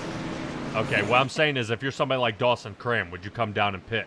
So it looks like everybody's going to come down and pit now. So that was my question is, would you pit? And this is actually a really good time that when you see the fall off, why not? Come down, throw on 4 tires. Remember, they're unlimited. Throw in a full tank of fuel, and now we can go 22 from here. So from lap 71 all the way until now what? Now we're looking at 93? Yeah, but that's still short. I understand. They may be kind of basing it on a second caution. But this is our second caution in the second section. No. Maybe. Yes. No. Yes. Yes. Yeah. The one with James Smith, yeah, where he was hooked into the barrel. That was lap 56. This will be our second yellow flag here. Right. There will be no more cautions until we're 100. So yeah, you'd have to pit now because why not during a caution? But you might and probably, definitely, maybe will have to come down again before stage. Yeah. We'll definitely take an eyeball on that. And I would probably say, guys, have got to find that sweet spot here. Soon we'll probably be back under green about lap 73. Boy, that's going to kind of turn things upside down a little bit. So if 73, it would be a good idea if you were to pit like lap 86. Oh, and then fly through to the stage break? Yeah, 86 or 89 is when I assume guys maybe come down, touch and go again. What in the world is going on back there? Keaton Cox is now backwards. And somebody hit him. All right, guys, come. Do this. There we go. Okay. Now, how is this affected by when the pits are open? When the pits are not open? Nobody's ever really explained to me when they decide to open them or not. But as I understood in the very, very beginning, they would open about lap 17. So you really couldn't come down before that for a green flag pit stop. But they came down because it was caution. Yeah, But- pits will be open. You're talking about your fuel window. Right, but he was saying fuel window is about 22, so pits would be open about 17, and he said I would come down, suggest you come down, at 17 or 18, because by 22 and a half you're empty. Yep. So that's all I was. So are the pits closed, and who determines if they're open or closed? Pits are only closed when the pace car is out there and on the way ducting on off. So when you see him come down, pit roads will be closed. You can go 3 laps and pull in the pits. They'll be open. Okay. Yeah, he was only discussing the fuel window. So really about that 17 lap mark is when you want to do it. Scott Patsa takes off here. Outside line will prevail. 1 and 2. Now that means Patsa and Wiley in the front. Braden Vincent, Heath Rutherford sit 3 and 4. Expect to see them rotate up a little bit, but it looks like Ray is not going to. Ray decides to stay kind of middle bottom line. That's going to almost squeeze him into the 3 wide. Heath Rutherford thinks best of it not to push that. As we kind of squeeze out of exit of turn 2. Looks like nobody got caught up there.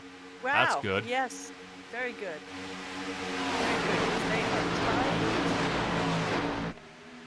Yeah, trying to see if they can move on through here. Tough angles here. All drivers came down on 70, and now some are coming down here unwarranted. Shaw, Schweitzer, and Landon Gentry are down pit. All 3 of them, like they were, yeah, square dancing. Yeah. Landon doing 140 miles an hour down pit road right now. Trying to get back up there. Really? Yeah. Well, he shouldn't have a black flag here, but we came in just in time to see Chuck Fletcher around. He gets into the 62 as well. Boy, still tangled up here. Good Lord. Yep. And we've got more that were in front of him here. Yeah, number 4 and. Now you can see why Landon holds it to the floor as he slices on through. Look at this. It's like going through a minefield. Yes. All right. Well.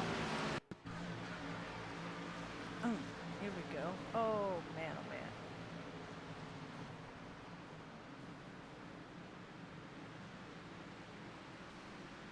There's more crunch going on out here than a box of cereal.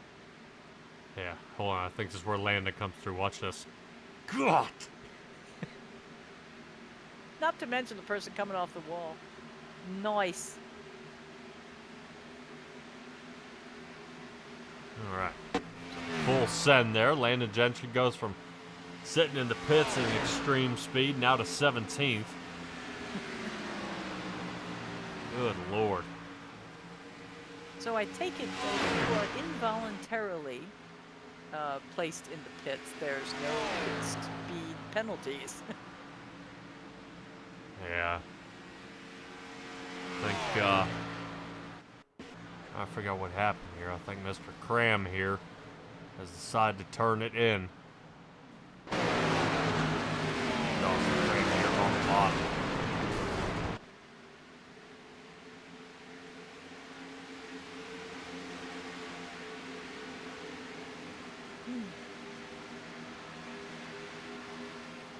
Whoop. And all gone? Yep, that's all she wrote. Oh.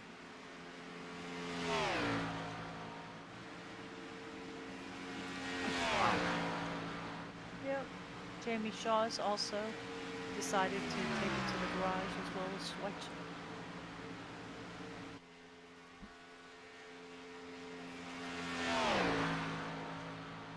Yeah, So at Jamie this Shaw point and we Randy Schweitzer. Yeah.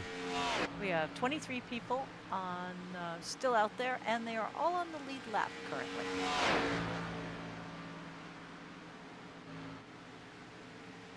Yeah, currently, right now, we may see Eberhardt go down a lap here in just a moment. Right now, Connor Morse has the lead again. Scott Patsa back in the second. Wiley sits third. Boy, what a weird stage this one is. As drivers kind of getting mashed up, getting kicked around, kicked out. Well, I wouldn't call it kicked out. I'd call it and kicking out. Yeah. They are taking themselves out of this. There's no really reason to, pack it up and go home. You're not going to be sitting in the pits for 20 minutes waiting for a tow link, so to get fixed, or your whole front clip is missing. It's your self-healing. Just get out there and race, have fun. Try not to kill everybody, but yeah, it's good time. Yeah. Oh, Patriots. Oh, boy. Looks like Wiley and Morse get into it. Morse back up the track.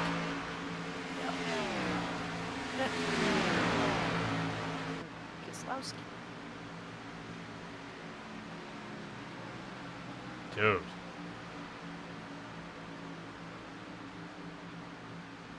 Huh. All right. Still have 120 laps to go. I'm in no fear that these guys will be up toward the front again. They're in the wall. But currently we have Vincent, Paxa, and Garcia 1, 2, and 3. Yeah. Well, Ray Garcia finally getting a chance here.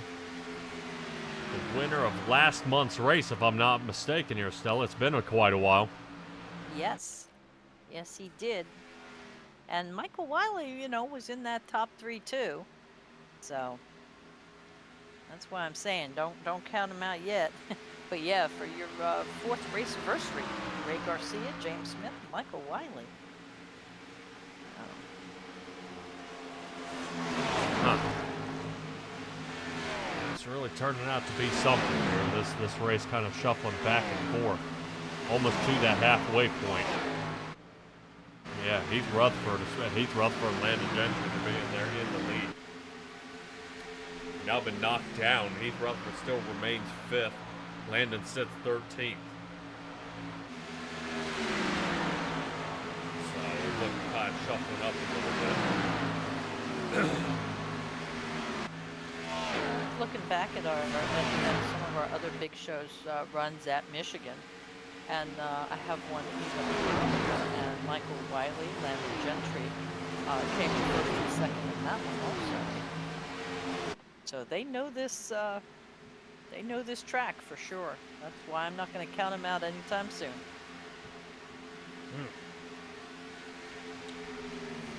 Interesting. All right, well, Stella, you got any trivia for us here at Michigan? Let's see. Do you know who holds the record for the fastest qualifying speed? Here? Yep. Oh, not the big show, but at Michigan. Because I already gave you the one. Ford's, you know, hold all the good stuff. Is it Kyle? Kyle Busch? Nope.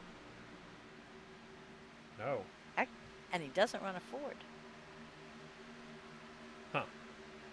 But at 206.5 miles an hour, Jeff Gordon set the speed record. Oh, wow. For Michigan. Yep. So, Huh. yeah, I thought that was pretty good. I also had one. When did they pave this? They paved this last, I think, in 2012. Let's see if anybody out there can guess how many tons of asphalt it takes to pave Michigan. How many tons it takes to pave Michigan? Yes. How many tons of asphalt do you think it takes to pave this racetrack?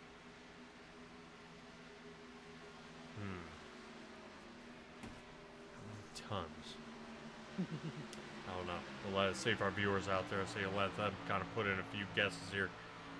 Peyton Road is starting to heat up. Scott Patson, James Smith, Richard Miles, David Shutt, James Jepson.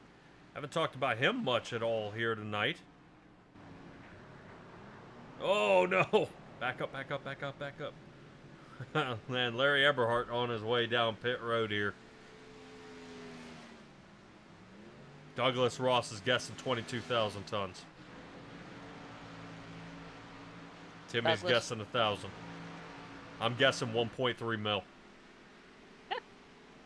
No. Somebody Googled. Douglas, you cheater. Good job. Yep. 22,000 tons of asphalt. That's a few truckloads. Just a few. 22,000 tons. Yes. Holy crap. Yeah. Yeah, and figure this is only a 2-mile track. Imagine Yes. what some of those bigger ones are. Yeah, it's No? only 44,000 pounds of asphalt. Oh, that's all. That's Yeah. all. Holy cow. Does that include pit road? I do not believe so. That's just the racing surface. Ha!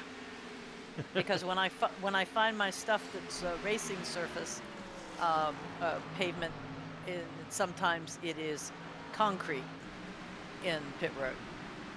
So I base it on what it takes to do the racing surface. They don't always do pit road at the same time. Well, still might have a chance here. Taking a look at it here. Heath Rutherford, Brandon Vincent, Mike Burton. Actually on their way down pit road. Mike Burton, we haven't seen a whole lot of. 31 machine.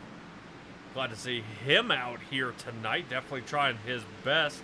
Landon Gentry resumes back into the lead out there.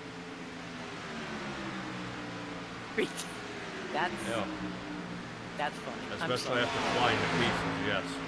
Yes. But he is 14 laps out there on, since everybody else is heading back between 84 and 87. He is deciding to stay out.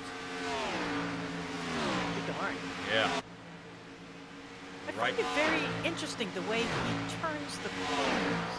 Do you see how it's almost like a turn, a turn, a turn, a turn? As he was coming around there? Is that just a kind of a computer glitchy thing? I don't know. Or is that... If you watch him coming around toward the start-finish line,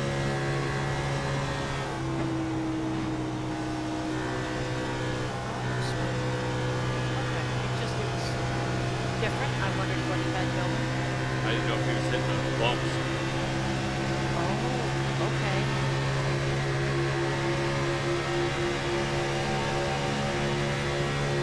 Yeah, everything seems okay. Yeah.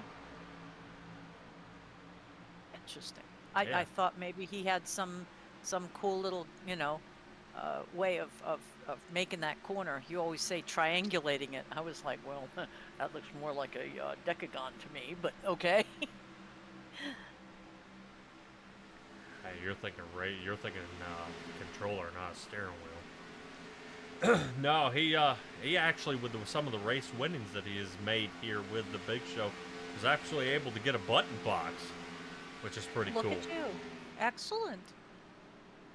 Yeah, so I mean, if you're, I mean, that's a perfect example. Hey, you want to come out here and race with the Big Show, you might be able to upgrade your rig too. There you go. So. There you go. Yeah, I understand the button boxes. I remember we did a league that used to have a button box advertisement, and you can set up your tires and your fuel and your different things just bing, one touch, right? Yes. Yeah, as long as you kind of programs it. Program it. Yep. Yeah, that's pretty nifty. Yeah, if there's a way to make something easier, we'll figure it out, I'll tell you. That's one thing American can do, is figure things out. We can't always build it better, but we can figure it out if it's broken. Like drive-thrus. All right, moving on back here. Looks like we're taking a look at Danny Shaw in the 62. Sylvain and the green machine down on the bottom, trying to see if he can slice around and try to finish this pass here.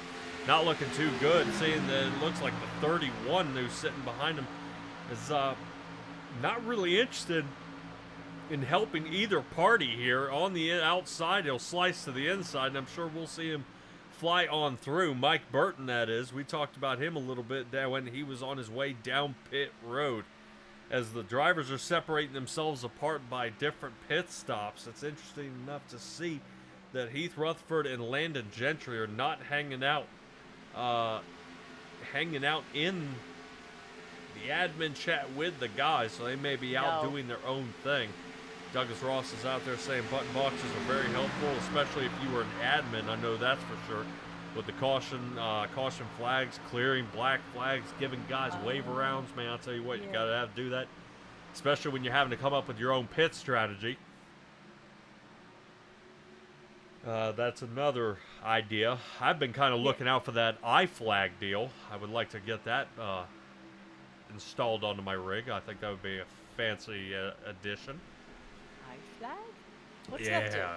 Look up iflag.com. Pretty sweet stuff they have on there. Caution flag comes out. It blinks yellow at you. It also shows you where the what line you need to be on, so it'll help flash to the inside or the outside. It'll flash the green flag. I believe it'll also do blue.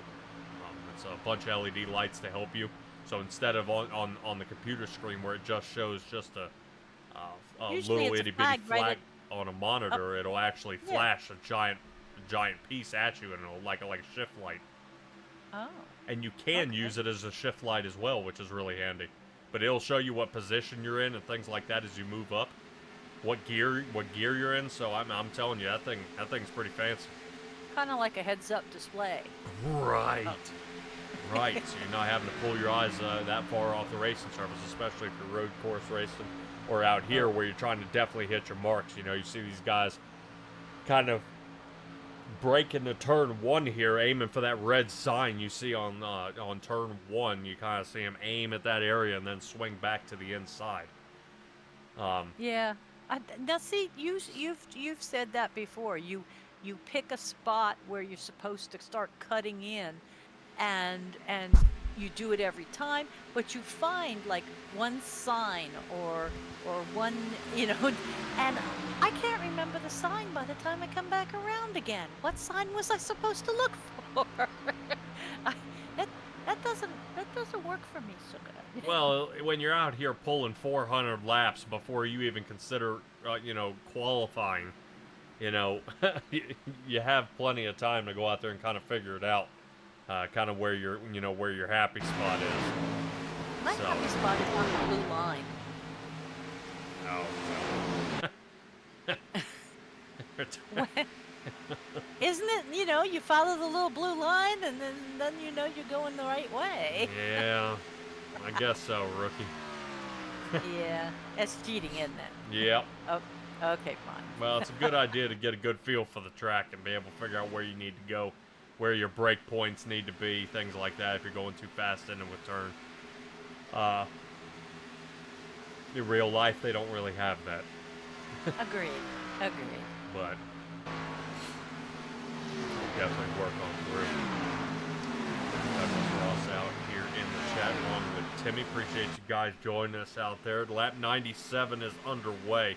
Beginning lap 98 with Scott Patz, who remains in the lead here with a 2.5 second gap. Right now, he has got this thing on a roll here as the race favorite is sitting all the way in the back here. I don't see where he's going to be able to recover. Michael Willey is outside the top 10, hanging out in 12th position. Did get tangled up in a problem.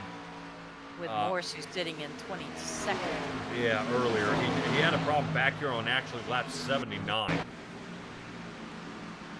this is where him and Connor Morse got tangled up too. Yep.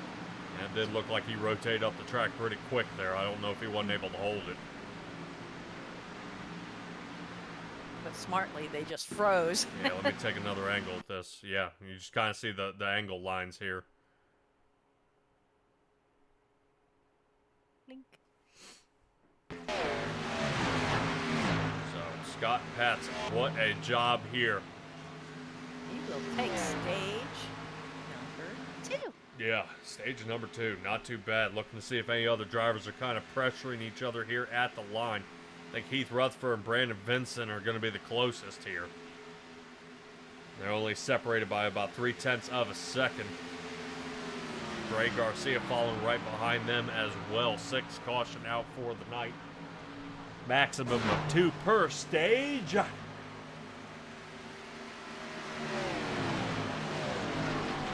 what a mess.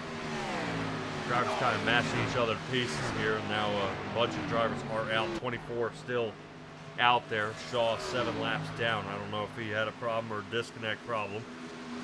Hopefully we'll see Jamie Shaw in the 84 return. Richard Miles and Mike Burton will be put back onto the lead lap before we get back under green. We'll hopefully see this thing clean up a little bit and see some more side-by-side racing. These guys are tearing around the track one more time. Pace car should be waiting on the back platform here. Oh.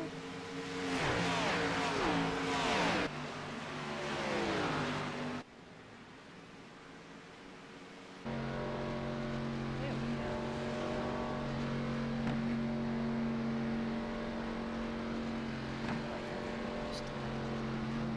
What?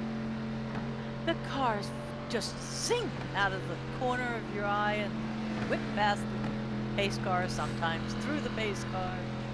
Just, I think I get too caught up in this is, you know, more real than not, and I forget. The next thing I wait for blood and guts and gore. All that stuff. Sorry.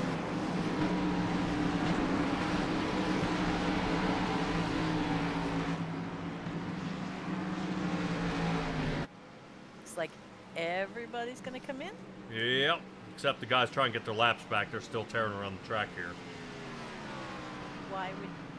Okay. Yeah, I'd say why would you bother? They're gonna put you back on the lead lap. Yeah, he's trying to help with the wave around aspect. Okay.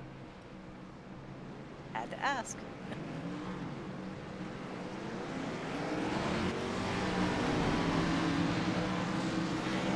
Well, it's gonna be nice having a front box spot.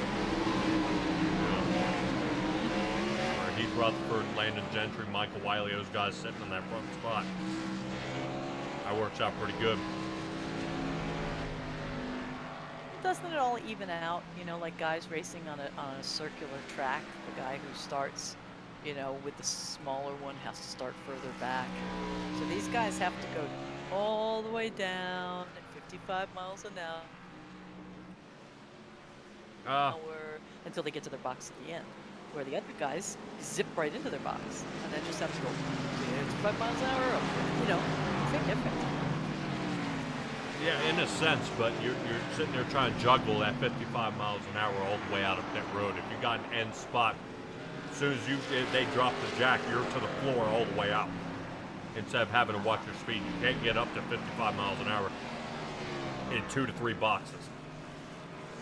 So it's kind of a drag race. As soon as it sets down, you can shoot the gap and try to shoot out of there as fast as possible. Okay. Versus trying to whoa your horses. Fight traffic all the way out. Because Because you can hammer each other all the way through pit. Oh. Yeah, contact can be made with other cars and through pit if you were not riding through the pit boxes. It will not ghost you. Aha. Okay. Another thing that still makes me jump. Right. Alright, well, looks like all pit action is over with. All gonna bunch back up here soon, behind the pace car. And we've had a lead change in the process. Yes? Yeah, someone Heath Rutherford landed Denver here in the front. Holding on tight to that, right? See if we're 100% sure here. Okay. Because I am showing Landon only had a 9.6 second pit stall time. And did Patsa have a terrible pit time? Actually, Scott Patsa out there, his pit time was about 14.78. Only 2/10 slower than Ray Garcia out there, so I'm not quite sure as to why. Yeah. But, yeah, speaking of Braden Vincent, do you know that Braden Vincent and Jamie Shaw out here are cousins? Oh, really? Yeah. Yeah, I mean, they've known each other, you know, they're the cousins all their lives and stuff, but they never knew that they were both into iRacing. And lo and behold, one day they were talking, and it's like, yeah, you know, I do this iRacing thing, and the other one was like, yay, I do too. And here they are. Later on that day, or you know, here they are back to find out they have something so in common. Yeah. That's pretty neat. Yep. All right, let's see if we can find one driver out there and see if I can try to run him down here for just a moment and see what he's got going on. Michael Willey, you got a copy out there, buddy? Yeah, I got you. All right, man, I won't take too much of your time. I know you got a lot of work to do here, seeing that you got caught up in an early race incident here. Talk to me, as the race favorite to win this race, how do we get back up front and try to slice through these drivers? Well, I got 4 tires right here, and I'm going to use them as hard as I can to get back up to the front. I don't really know what happened with that wreck. I knew Scott sent it in there, and I knew they was going to get really tight. And I know me and the 22 doored, and then I just got turned. So I don't know. I'll be interested to see what happened there. But I'm going to be pretty aggressive right here, try to get back up to the front, because I don't think happens back here is wrecks. I don't want to be another wreck. Yeah, it's going to be tough. Michael Willey, good luck to you, buddy. Thank you. All right, I was going to get his shout-outs, but right now, Pace Car is about to work his way off the racing surface. Oh, gosh. Yep. Boy, just in time. I didn't want to mess this up. Heath Rutherford will be starting in the front. Barney, green flags out. Away we go. Back under green. We are 3 wide. Yeah, cut back there around the Connor Morse area. Morse trying to see if he can fly on through. Not having any luck as he's caught in the middle of the 57 of Keaton Cox. And Danny Shaw in the 62. Looks like that calms down just a bit here, but now's where we exit turn 2. No trouble yet, Stella. This is looking pretty nice and easy this time. I agree. Why do you have Shaw 3 laps down?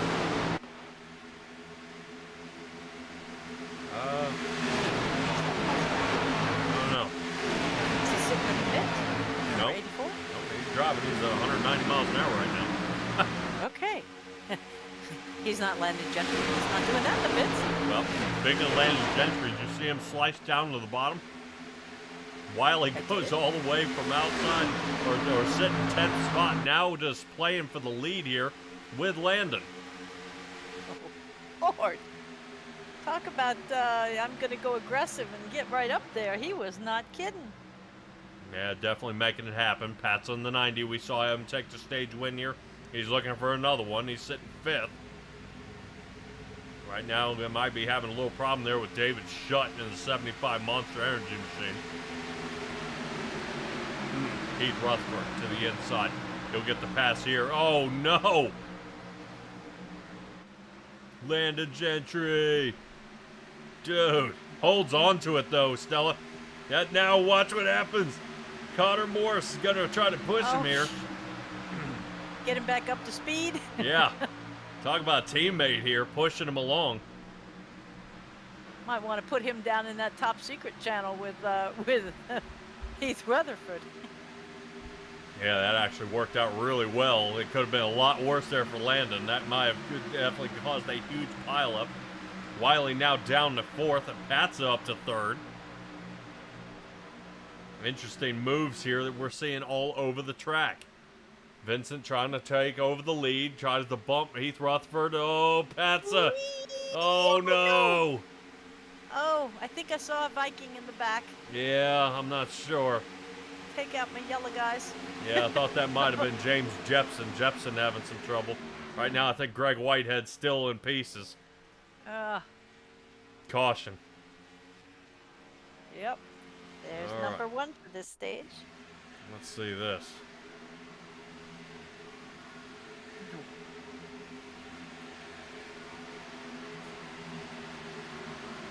This almost look like 2 identical cars. I know, it's been killing me. And one's a 3 and one's a 31. But they're not. Well, made a few decent laps there before we ended up back under caution. Couple of guys still trying to pile it together there.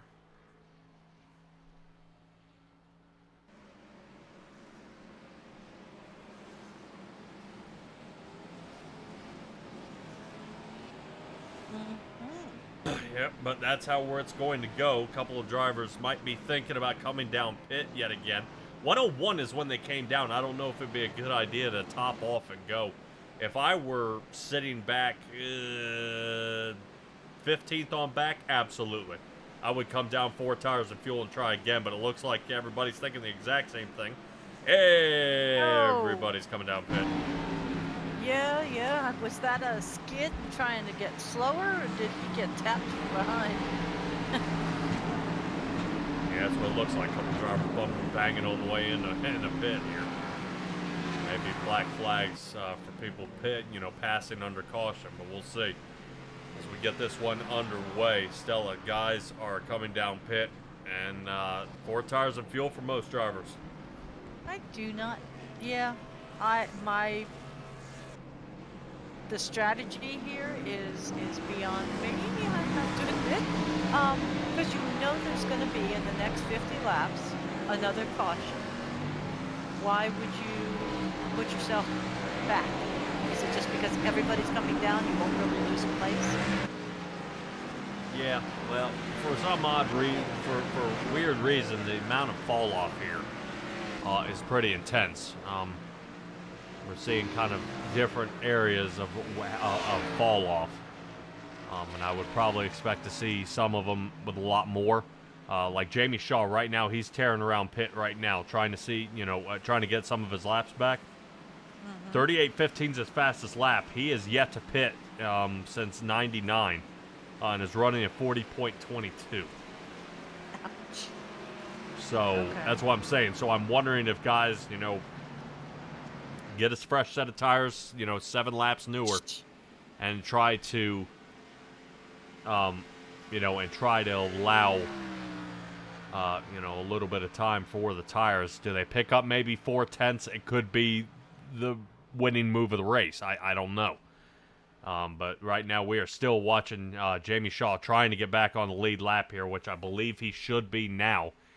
He's definitely got to come down and try to throw a set of tires on and get back out there before the pace car turns its lights off, which I believe it has. Oh. Yeah, he's going to really have to hurry up here.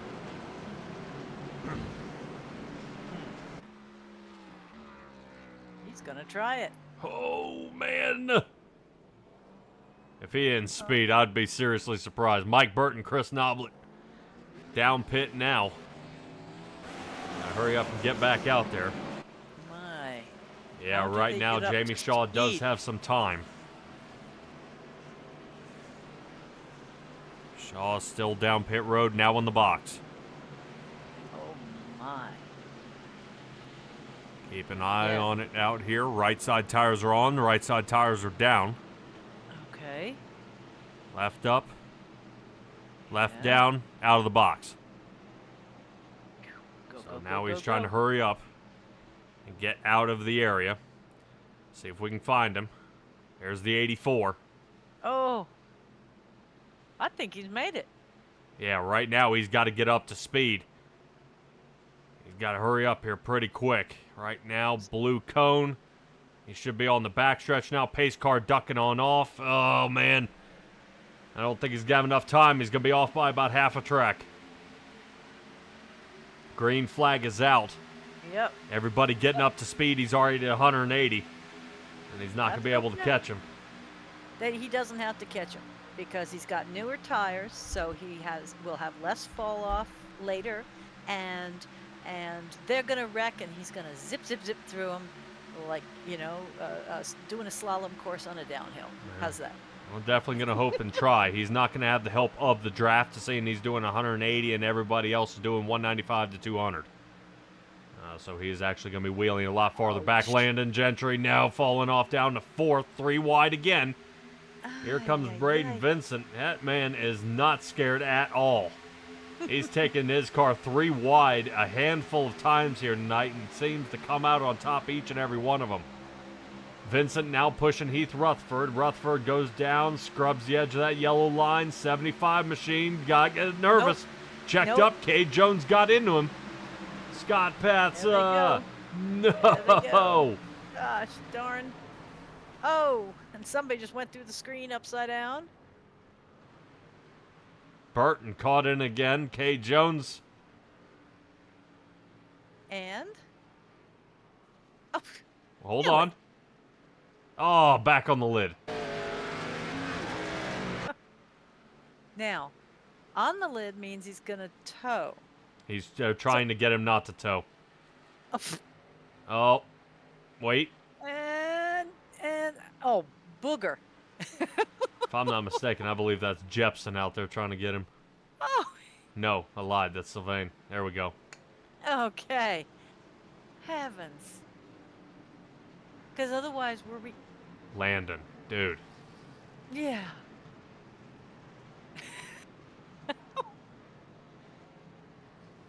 Okay.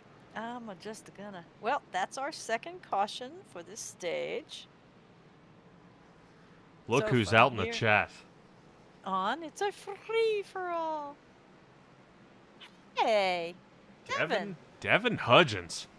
how you doing tonight? Look at, he's got eyeballs on us. Yeah. All right, pit road again. Oh, wow. Dave Shutt decides not to pit. Ooh. Let's go back and look at that wreck again. Okay. Oh, boy. Maybe we should try to... Oh. All right, here we go. Well, because there's two sets. There's this set into the wall, and then there's this set over here on our yellow cars taken off airborne on the left-hand side, infield.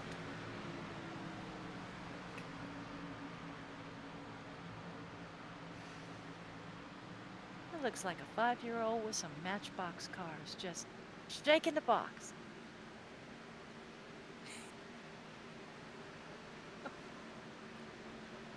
So Scott Patza, Charles Fletcher, Sylvain Sigwin, Greg Whitehead, Ray Garcia, Cade Jones. We're all involved in this. As Ray Garcia. Even Ray? Ray is the one doing the barrel rolls. Oh my goodness, he is. I was looking for the black car, and I was okay. Look, he has no front of his car at all. I give him a joke about he's going topless, but no. That was amazing. Yes. Holy moly.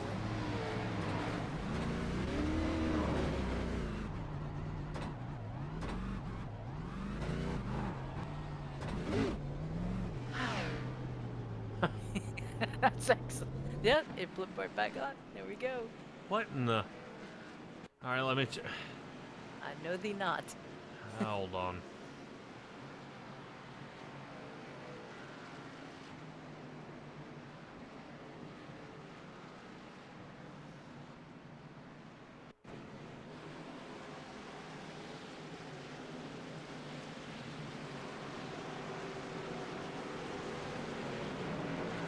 Mr. Hutchins, it's good to see you here. You saw us live. See that? Your little thing he's working out there, Patrick. And so here he came. Oh, yeah. Oh, yeah. We're live. Past the halfway point, almost coming up on the 3/4 mark. We're getting there. Okay.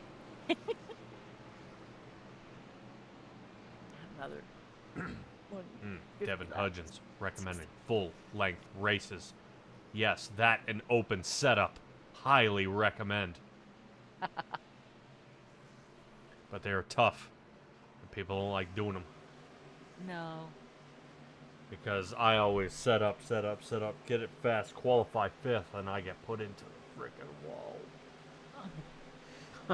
Yeah, because Douglas is saying change your pace. Put him on Martinsville for 500 laps. No. Well, we used to have short track Saturdays here with the big show. That was something. Landon Gentry sending it 3 wide in the blink of an eye. Sets back just a little bit there on the start. Get a little bit of a run up here and see if he can slide on through. He's right behind the 48 machine of Michael Wiley, 57. Look like he's on ice. Landon hooking it. No. No, he's good. It just had to check up, and he swung around, but we lost a couple here toward the back. Keith Rutherford, Sean Royer, Braden Vincent, Sylvain squeaks away from another one. Let's get back up to the front here. We're about to see some little more trouble. Yeah. Blue, definitely guys are wiggling around back here. They always wiggle. They shake their tail feathers.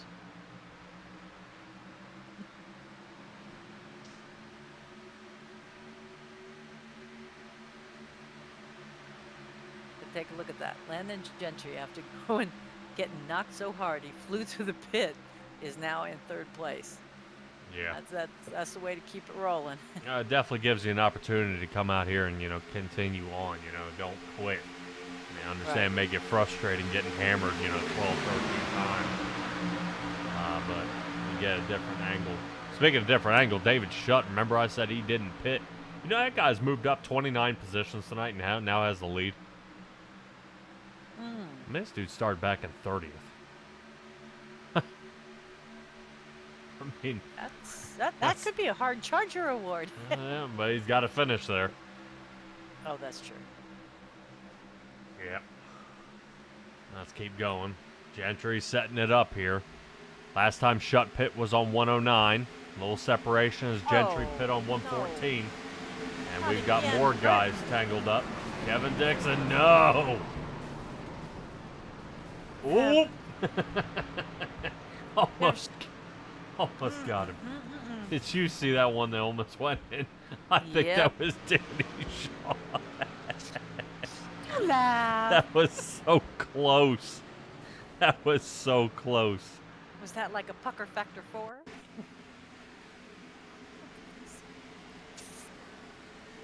Yeah, that's the one I saw. Watch Danny there. Shaw here. Almost get him on the inside. Yeah. Ugh. Man, that looked like a hockey move, like he was going to check him up against the wall. Yeah. And just was able to scoot out from underneath there. All right. Looks like Landon's got the lead here. I think everything might have slowed down just a little bit. Michael Willey trying to stir it up again down through the straight through the middle, putting David Shutt to 3rd as Jamie Shaw now is falling back with no help. Wow. Yep, Wee. almost like he hit the brakes. He's got to get right behind Connor Morse here in just a moment. As the 75 of David Shutt looks like he gets cut out. So now that is going to put just about, I believe, if I'm not mistaken, all the admin drivers here in the top 5 again. I'll be darned. Well, things change fast here. Maybe they'll be in the top. Uh-oh. Caution. Yes. I believe it is for the wreck that we saw. Here's Ray.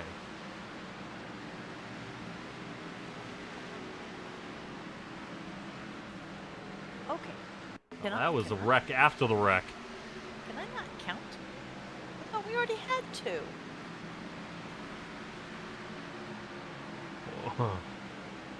Hold on a second. Okay. Okay. This is the big wreck. Hold on. What happens to Ray here? Alright, so Ray, bam, he just gets caught up. This is him in the Vikings car. Right. Alright, so he avoids that. Drives out, gets back on the track.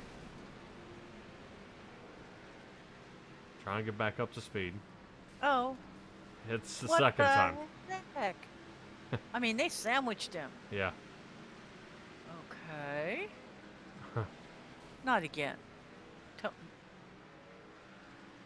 And up to speed. Yeah. Hits again. 3rd time. Who the hell? Who did he hit?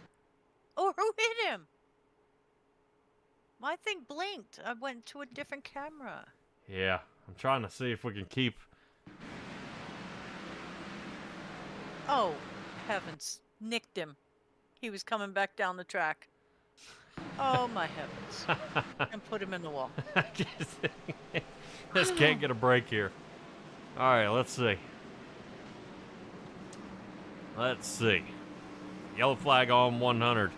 And we ended up with a yellow about that 108, 109 mark. We ended up with another one on 113. Yeah. Should be 2. This will be 3. Okay. Then I still can count. I feel better. Okay.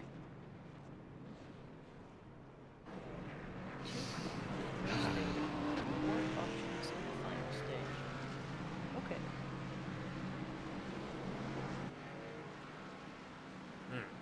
Landon off pit road first. Landon in pit road first. Yeah. Well, just good pit stop time, 14.68. Still fast. Michael Wiley was sitting 14.7. Connor Morse with a 14.95. Jamie Shaw with a 15.33. Oh, I mean, wow. he just fast time, even in the box. Yeah, agreed. He's got the Jeff Gordon of pit crew. Yeah. He's taking him to Hawaii after this.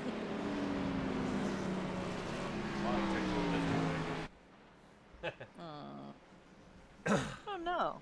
Peyton Manning never took him to Disneyland. He always took his guys to the Pro Bowl. Yeah. We're doing football here. Come on. I was trying. Killing me. Smalls. Let's see. Let's see.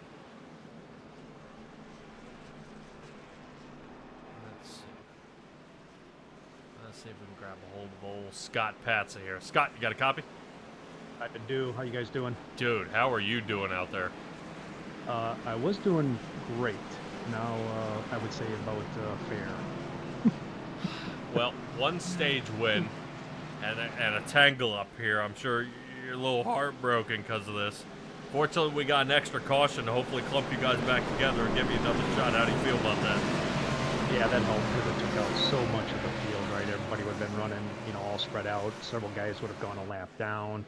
Yeah, good to bunch everybody back up. I think that's the right thing to do for sure. Wow, man, dude, this race has kind of been really, really wishy-washy here. We've lost a few drivers. I think almost 6 drivers have taken it back to the garage by now, man. And it seems everybody's not racing as teams out here. This is kind of a one-for-one deal. No bunching up and drafting here. It's kind of everybody for themselves. Yeah, taking every spot they can as quickly as they can. Hey, we're about to go green here. All right, Scott, good luck to you, buddy. Thank you. Yeah, we've got 9 guys down right now. Yep. Taking it back to the garage, so. Gotta make sure. But agreed, you really are not seeing the teamwork that we've seen in the past, especially with the admin crew. Yeah, they're not wasting any time. Away we go. Green flag back out again to start lap 126. Landon Gentry, Michael Wiley here in that front row. They're staying solid side by side here as they sling on through. After that, it's going to be every man for himself. Here they come. Out of 2, Landon into Michael Wiley. Wiley close to the wall.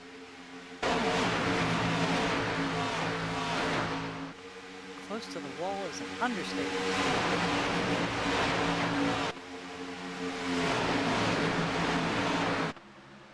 Taking a look I'm at a it. sucker for that cam. Yeah. Definitely like being able to set up for that groundhog cam. Michael Wiley down on the bottom here. Landon Gentry no. following along. 57 machine. Hold on to it. Keaton Cox. Keaton into the wall. Looks like everything stays A-OK. Looks like Keaton and James Jepson are the worst ones. We have a no. mess in the front. Scott My Patsa. heavens. No. Yeah, we've got all kinds of changes happening up here in our leader position. Well, Look let's who figure out what has happened here. popped up. Landon Gentry, the 2 of them right in front. Took out the next 8, 9.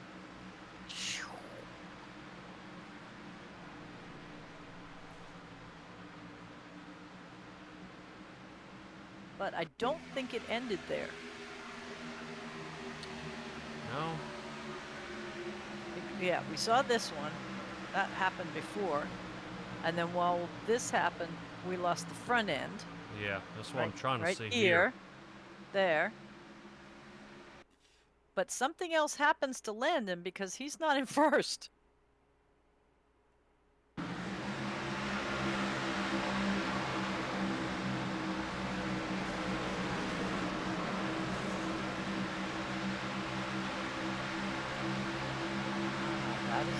of the white wine. I have been educated.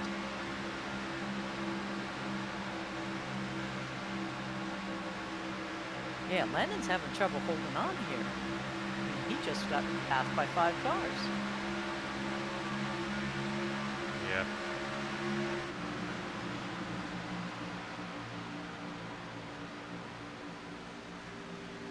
Okay, there's...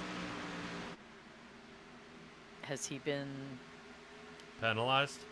given an EOL? Yeah. I'm just trying. Yeah, I'm not sure. Right now it's showing him in 24th position. Ooh. Is he in pits? No, I believe Mr. Landon Gentry has disconnected.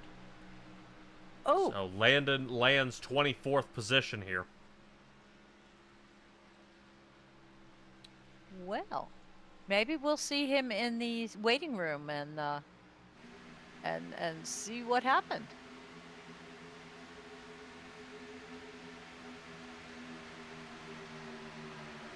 Yeah, I'm not seeing that now. I believe complete disconnect is what we've got here. Heath Rutherford sits second. David Shutt is sitting first. Jason Stevenson. Man. Guys are beating and banging each other all to pieces here. See if we can take a ride along top of Cade Jones here and figure out what in the world's going on up in the front. Oh no, we're about to get a front row seat to this one. Oh.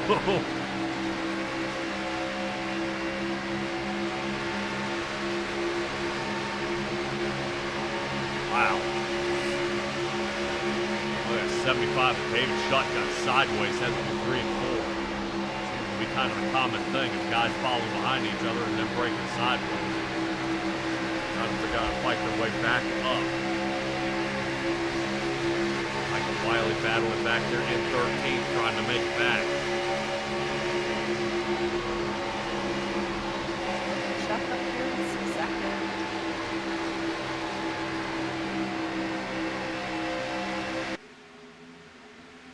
Boy, look at this clump of cars. Fletcher trying to survive here. He's on the outside there of Jason Stevenson. Cade Jones sits 4th. Heath Rutherford now down to 5th. Ray Garcia is up 21 positions, sitting 6th. Dave Shutt trying to save this one. He was in the lead. Sits 7th. He did come down and pit on lap 123 during that extra caution.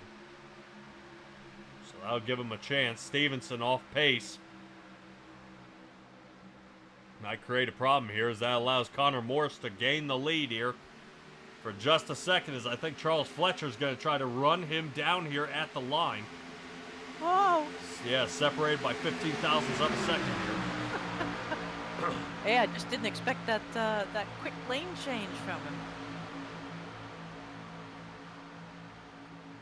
Yeah, interesting moves here.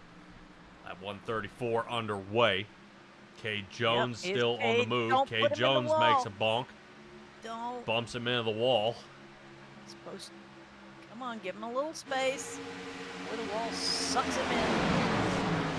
Definitely want to avoid any kind of net code that we may or may not see there on the edge.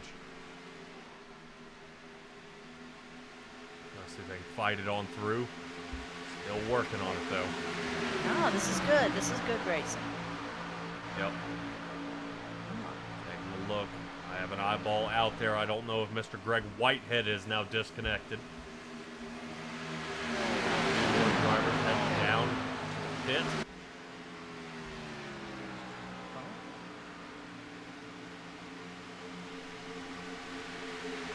He came in at the wrong time, so this isn't a window issue of fuel. I don't believe so. Okay. There's a good view of the track as these Oh. guys bunch up and kind of fight their way together. Yeah, but we just had our leader head into pits. Yep, that we do. Connor Morris, Charles Fletcher, Danny Shaw, Richard Miles. First one's down pit. That puts Heath Rutherford back into the lead here.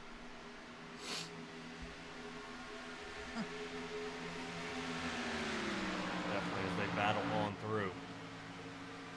Says lap 134, Greg Whitehead had a problem out here. See him riding the wall. I did. Little Hail Melon going on. Yep. No, I think that was that Toad after that. Flip. Okay.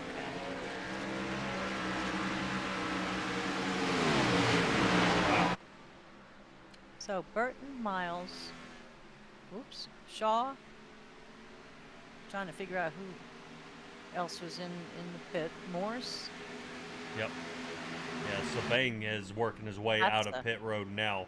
Burton, Okay. Patsa, Keaton, Cox, James Jepson on their way down pit. Kate Jones into the lead because Heath Rutherford's still out there. I'm probably assuming Kate Jones going to try to full send it here in the pit.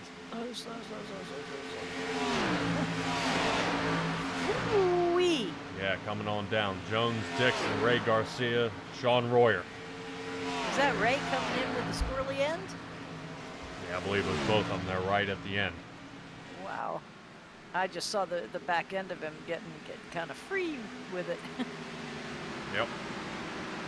Pit road heating up here on lap 138. 138 should be able to make us to the end. For when some of these guys did or did not pit. Connor Morse coming down 135, maybe not be able to make it. And it is confirmed Whitehead is taken into the garage.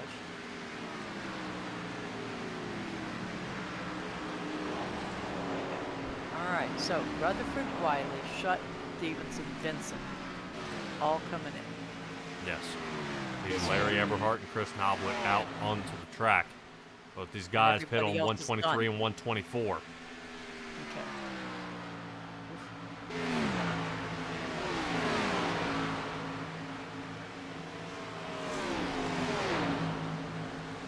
I'm curious with the, like you say, the length of pit lane time and then the speed of these guys, just if anybody can beat that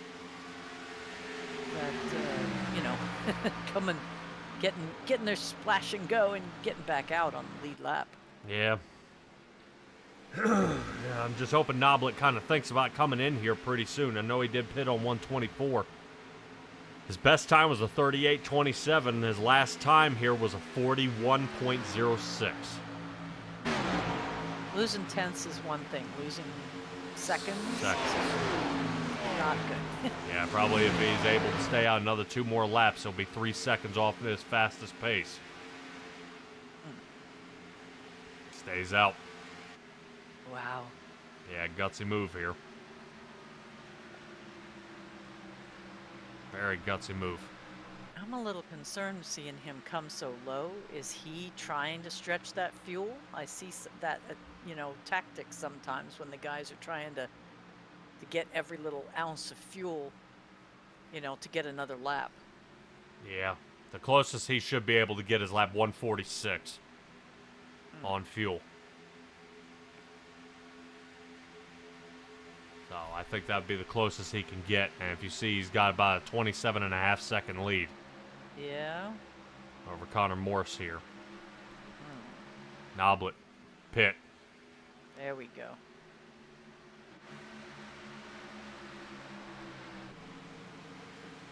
Boy, look at the moves back there by Kay Jones.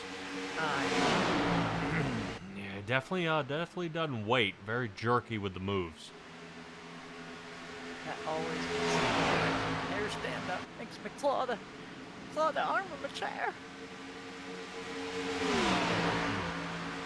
8 laps left to go here, Stella, and we're going to run us through our top 10 as Noblet gets knocked out here.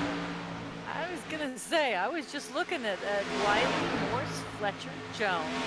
In 5th, 6th, 7th, we've got Shutt, Dixon, and Rutherford. Ray Garcia, Boyer, and Shaw bring in the top 10. Interesting in this stage, we've at least got 4 drivers in within half a second of the lead. There's still a possibility of... Oh! Kay Jones. That's okay. You know Fletcher just puckered. It's coming down at me! Yeah.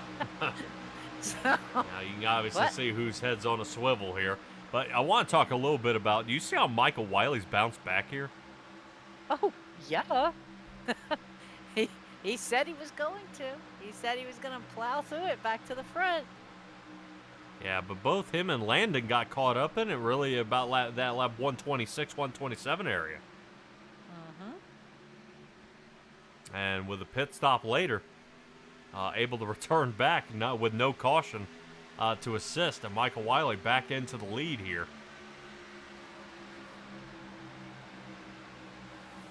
Yeah, interesting to see being able to seesaw back there. That's pretty impressive here, Stella. Yeah, it's not sure what he has going. He has Firestones instead of Goodyears. Maybe he's running jet fuel instead of race fuel. Could be anything. Yeah. I'll try and take a look at Kevin Dixon's Toyota here. Ray Garcia is sitting right behind him. Well, right behind him, about three seconds off his back bumper there. Okay. I was gonna say that's the Seahawk. That's not a Viking. No, the 009 and the 00, at least their two Toyotas are pretty close together, seeing they're front to back. Still led by a Ford Chevy's in the chase. Trying to keep it on going here. Last lap time still under 40 seconds for all our drivers. Just holding on to it. No, Kevin Dixon into the wall. A little tag that had been a pretty wicked repair under normal circumstances, but I don't think he even lost a space. Yeah. Oof. Oh, there's our times. 39:31 for Willey. Jones is running quicker. Rutherford's running much quicker. We should see him soon. Yeah, you would think. He should be really hauling around here.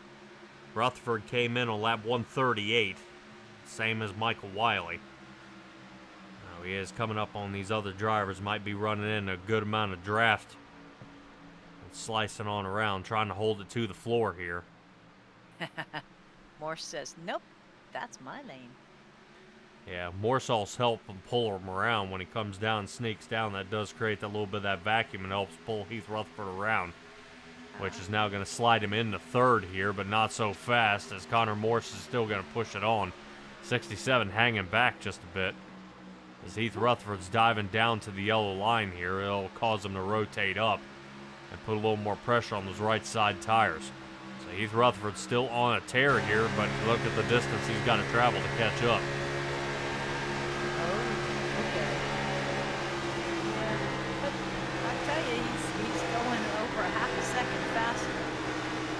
Lap. That's not going to be that big of a hill to climb. You definitely wouldn't think.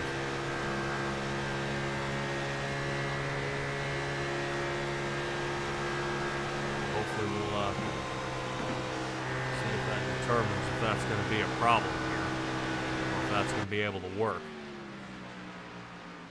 No, and then you go do that. Quit that.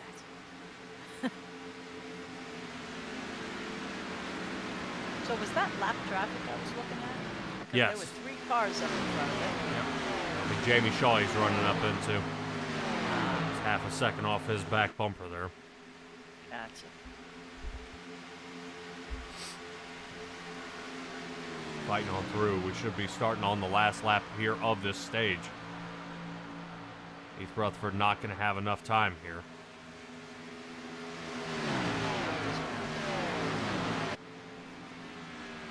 And Cade Jones, the only one who had a chance to catch him here. Oh, man. Wow. Pushed just a little too hard.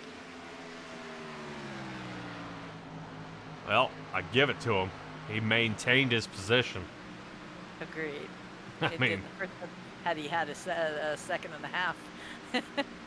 So, well, okay, not against Rutherford. I take it back. Half a second then. Yep. So Willey, Jones, and Rutherford are our stage 3 winners. Man, oh man, oh man. Stella, right now, these guys have, you wonder if these guys are starting to get tired out there. They had heat races for qualifying. They were practicing before we came live for 2 hours. They've been out on the track for almost another 2.5. I mean, arms getting tired, judgment is going to start lapsing. Guys are getting, hot in the rig. almost we try to side things saying it's not as real life, but these are still factors that go into the Fatigue. drivers in real life. It's still Yeah. the whole thing of the fatigue of the drive. It may only Right. be left turns, but the force feedback and everything else. Yeah, well, for those that have the force feedback, for those who have the butt kickers, things like that. But yeah, the mental fatigue, maybe not the physical fatigue of literally fighting, to get around the corner or having the G-forces on you or something. But yeah, concentrating that hard for that amount of time when you're talking a game of inches, and not golf, but racing. Yeah, it's I see that as being taxing, if nothing else. Yeah. Well, it's going to be pretty interesting to see here as pit road heats up once again. Drivers all slicing around and pushing through here, trying to figure out where we go. Stella, I think we'll be back under green starting on lap 153. Anything change here in this final section? Yes, in the final stage, we are looking at 4 cautions available. So, and that is not counting when we get into the green-white checker scenario. So, yeah, that will be 4 cautions if anything happens, as far as caution worthy. In this, ooh, did they mush? I'm sorry, I just saw something coming out saying that they actually tag in the pits. Yeah, there may have been but some yeah. guys that smacked together. Okay. But yeah, we have 4 green-white checkers available for us tonight, but that should be only for the top 10 if they are involved. If our tails start wagging the dog, they're gonna let it go. Huh.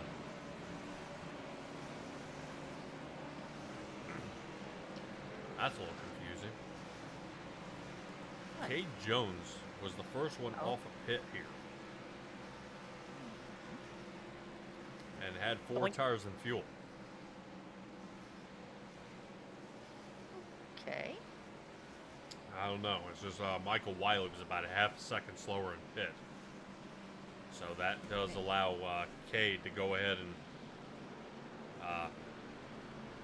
Maybe he rotate needed up more in the gas. lead here. You think it was just something like he needed more gas than the other guys? I wouldn't think so. So I'm figuring it should be pretty standardized as far as how long it takes to get 2 tires or 4 tires, correct? Pretty much. Almost 10 seconds to see a right side set of tires and fuel, full tank of fuel, and then almost 8 seconds for only left sides. Okay. 14 for all 4. About 14 and a half, 15 seconds. So. Okay. I mean, because they don't, in iRacing, the iRacing doesn't say roll the dice and find out, if your pit crew is going to be fast or fumble fingered. It's pretty, if 2 guys pull in and they both get 2 tires, it should take the same amount of time. Yes.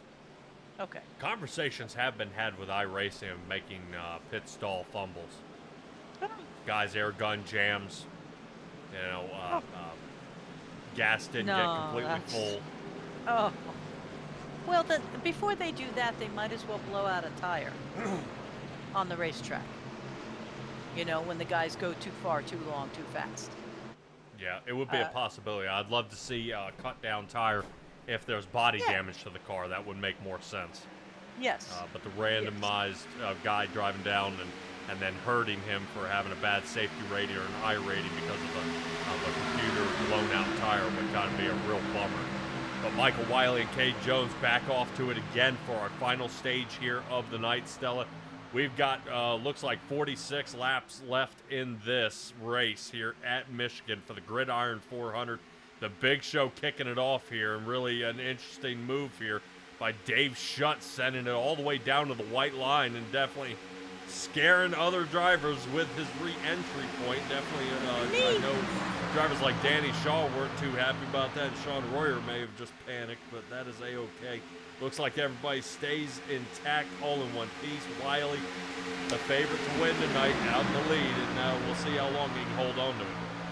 He made a full lap off of a start. That's excellent. Because this is when they always say all the gloves are off. Well, it's kind of odd that gloves are off, yet you've got to be super careful. There's no mulligan here. You know, it's not, I can bounce back from this, but heck, I think I even saw Michael Wiley win this one with 15 laps left to go in 18th spot.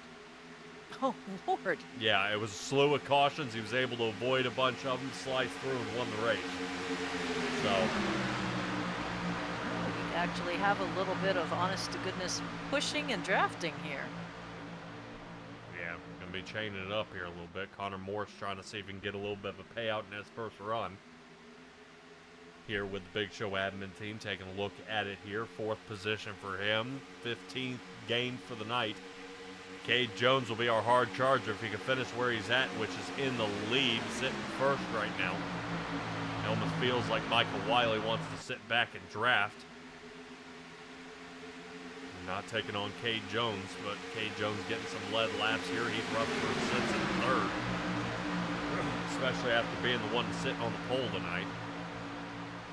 Yeah, but that's okay. I mean, that beats the heck out of starting in the back and having to work your way up. Yeah, getting on starting first place, and then his sidekick out there, Landon, will not be finishing in that place. 24th will be where he lands on that 127. Is where he finished. Greg Whitehead, unfortunately, looked like he had some trouble. 133 out for him. So we are already heading down. Apparently, we got some drivers heading down pit road with an unscheduled pit stop here. 158 is what causes this one, moving on through. Yeah, I think Keaton Cox is still trying to get it back together here. Yeah, we had 2 that were still on the track that were going around, and 2 that went in the pits. Yep, I believe they're going to try to finish the lap here. There we go. There's a caution.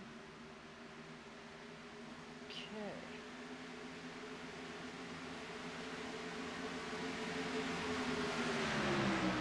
Dude, that was an interesting wreck.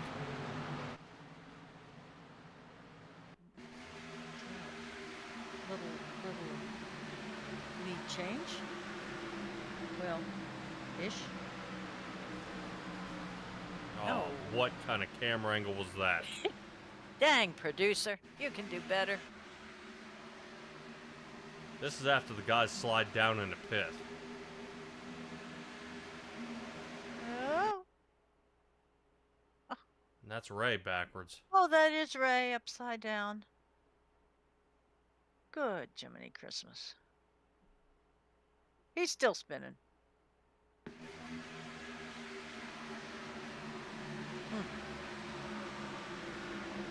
Oh, 75 ran right in the back of him.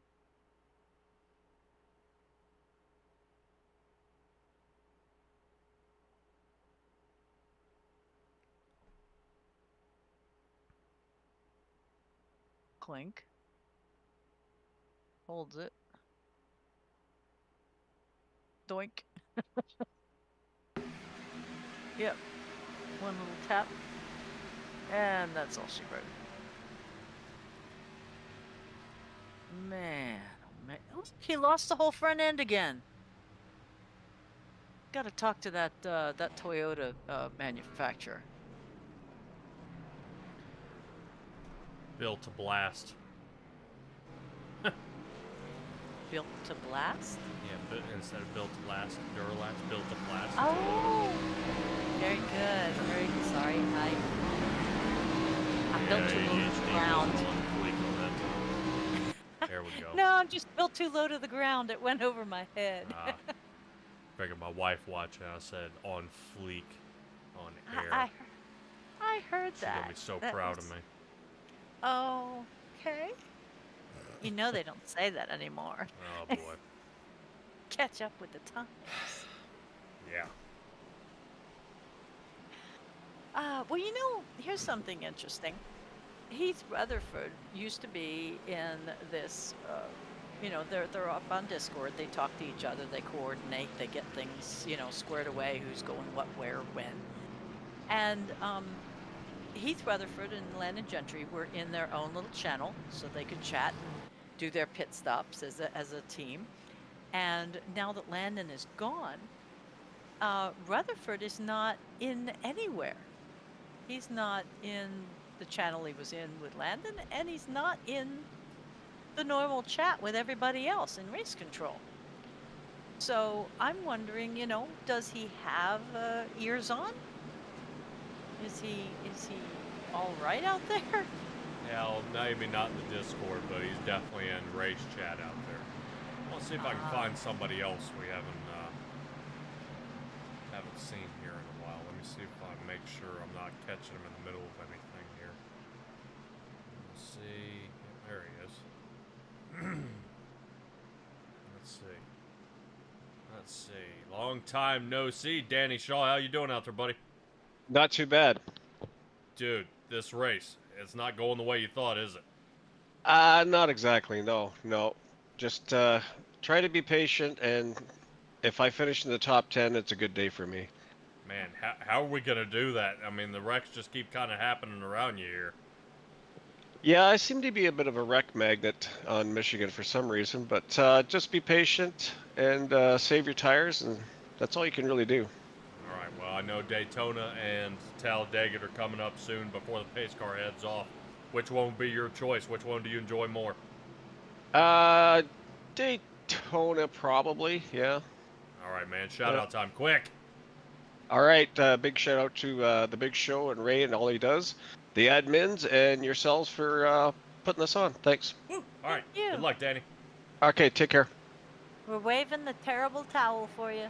All right, back in his room, and off we go. I am not mistaken. That is Jason Stevenson in the lead. Finally getting an opportunity here up front. Cade Jones makes a quick pass, but Stevenson's going to put up a fight here. Guarantee he would love to stay in a top spot. Seeing that he's been tumbling around in the back, he would be then the hard charger. If he won the race, he would have a 32 position gain, which would be from the very rear spot to the entire field. I'm sorry, I'm speechless. These guys are really, yeah. Oh. Well, it must have been past the top 10 because they were close, but they were not wrecking. So who is our victim? Who is our crash test dummy? Who is our cameraman? I don't know. I have no idea what caused this caution. Huh. Well.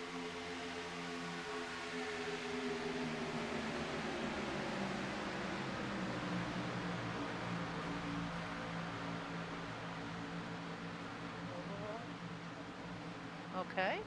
No. Let me keep an eye on Ray here. Something looks screwy.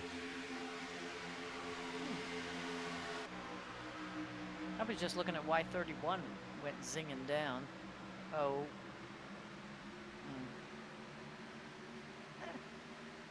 Not so bad. Yeah. But back live, here we go.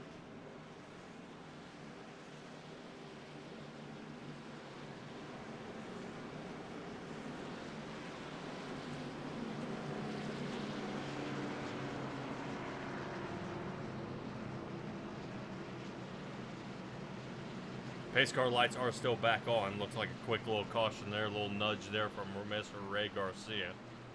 Hopefully we'll be able to get that cleaned up a little bit and then back on the track. Pit road for some of these drivers, 159.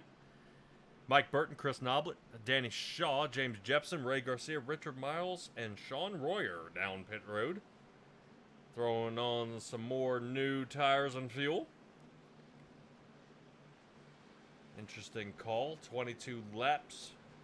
May put them at 166 is when it goes, so 188 is as far as they're going to make it. So may be able to make a two-stop call. But then again, we've got 2 more cautions available to us in this stage. Yeah. So it may not have to be a green flag pit stop. Yeah. I would probably pit on the 4th caution if one does seem to come Yes. Oh, yes. out. Might be No. be an idea. Douglas Ross definitely thinking that maybe that one might have stayed green.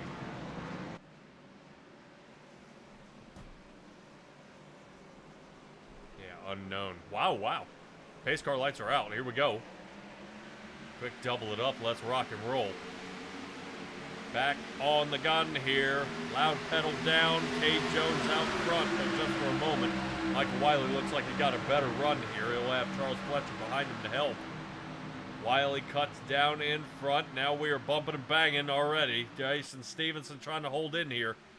Definitely these guys shoot through turn 2. We'll get a long look at the back of the field here as the drivers continue contacting the wall. 31 of Mike Burton to be exact. He's had trouble all night. That his arch nemesis. James Stevenson now. Jason Stevenson getting caught here in the center. Oh, look out. Oh, Vincent. Oh, dude. Whoa. Look at Heath. Oh. Dude, Heath, that was righteous. That's a good one. Haven't heard that one in a while. That's a good one. Look at this. Yeah, that's. That looked like Ryan Newman. Holy cow. I think he blew Ryan Newman's away on that one. Let's get back up to the front clutch of drivers here. Willey, Fletcher, Cade Jones, Jason Stevenson survives. And caution is out.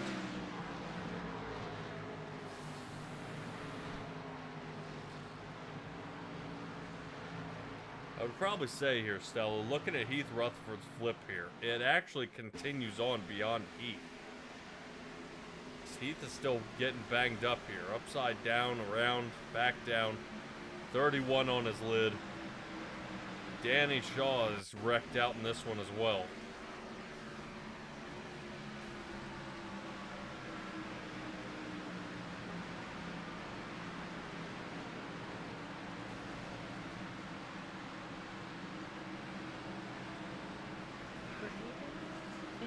I have an update. So Braden Vincent is Shaw's cousin. This is the first race with us. Danny Shaw is my father. This is from Jamie Shaw. God. Yeah. I have a very small family. I think this is why. I can't. Yeah, you didn't know that? Danny Shaw's dad, Jamie is the son, and the cousin. Is Braden. There you go. Okay. I wasn't too far off then. Is Jamie Shaw's. Okay. Yeah. I will say that is pretty impressive. I think if Jamie would have kids, then that would top it. Because over the Grayson Shootout Series, We had 3 generations. Yeah, I had Robert Lynch, and then I had his son, and then his son's son. That was wild. Yep. That was wild. I've never done that before.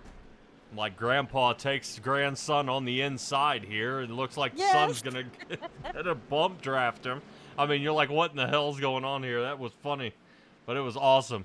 Willey, Fletcher, Cade Jones, Jason Stevenson, and Scott Patz are rounding out our top 5. Richard Miles, after nothing but trouble here all race, sits in that 6th position, right where Chris Noblet is, sitting 7th. Keaton Cox hangs out in the 8th position. Dave Shutt 9th. Kevin Dixon will be 10th. Drivers are now double stacking here, getting ready, as I believe they're taking this as 1 to go. Lights are out on the pace car. Michael Willey ready to get this one underway, not wasting any time here. A couple of the guys still trying to haul butt to catch up. think Jamie Shaw just reached the back of the field here. He's going to have a little bit of a run up as they get going here. And clutching up both the Shaws, and away we go. Back under green here, Stella, as we begin lap 169. About 31 laps left to go in this race as Scott Patza returns back. Remember, he was saying he was doing a heck of a lot better when he wasn't in the back.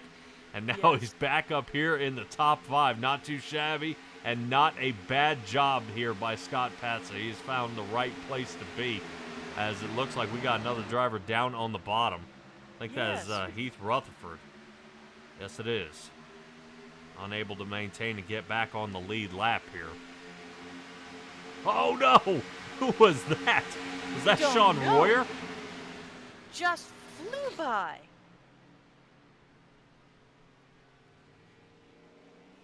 Sean Royer had a problem here. But it says I had a problem back here with Jamie Shaw. Shaw trying to get out of the way of the 31. My heavens.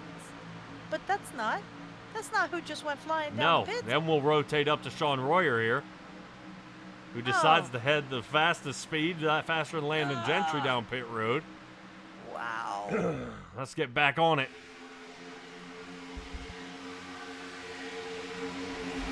Oh man, only a couple more laps have gone by here. They're probably going to wait just a little bit longer and see if any cautions come out here with the top guys. Definitely see some trouble here in the back, especially where Braden Vincent is. I believe that is the 009 of Kevin Dixon. Dixon's starting to get way loose here throughout the turn. They got to be careful. 43 machined on the inside. Yeah, Noblet may be getting in some trouble here for this race. I'm sure that chat is lighting up here. Taking a ride on top of Chris Noblet. Boy, caution. Douglas is asking, what is it with people getting shut down pit road tonight? I don't know. I've seen it maybe once in 10 races. We've had two or three tonight. Yeah. So.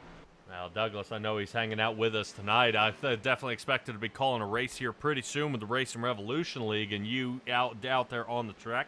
Definitely got to put some time down with the guys so you can definitely get some time out there. I do want you to join us on Wednesday at Talladega for the Matco Tools 200 that we will be running this upcoming Wednesday. Guys spinning out here under caution. And more trouble out there on the track. Stella, how many cautions we got here so far? Let's see, 1, 2, 3. 3 in this stage. All right, so we still got one more to burn. Yes. But we don't have to use it, you know. Yeah. Well, this will get Royer a chance to head down pit road at speed this time. we could just run the rest of the race under green flag. 25 laps under green. That would be something. I'm giving you the puppy dog eyes and everything. Oh, you like those ones that have the pushed in faces? Or it's a good hound dog, you know, puppy dog eyes. Oh. I think Heath Rutherford would like to get the wave around here so he can get back to the front, but he is on the, what I'm showing here, should be on the lead lap now. Did not pit until lap 167. Everybody coming down for a touch and go on 172. He's gonna gamble. I say he stays out right now, and he's gonna gamble. There's one more caution, then he'll come in. Yeah, I wouldn't blame him.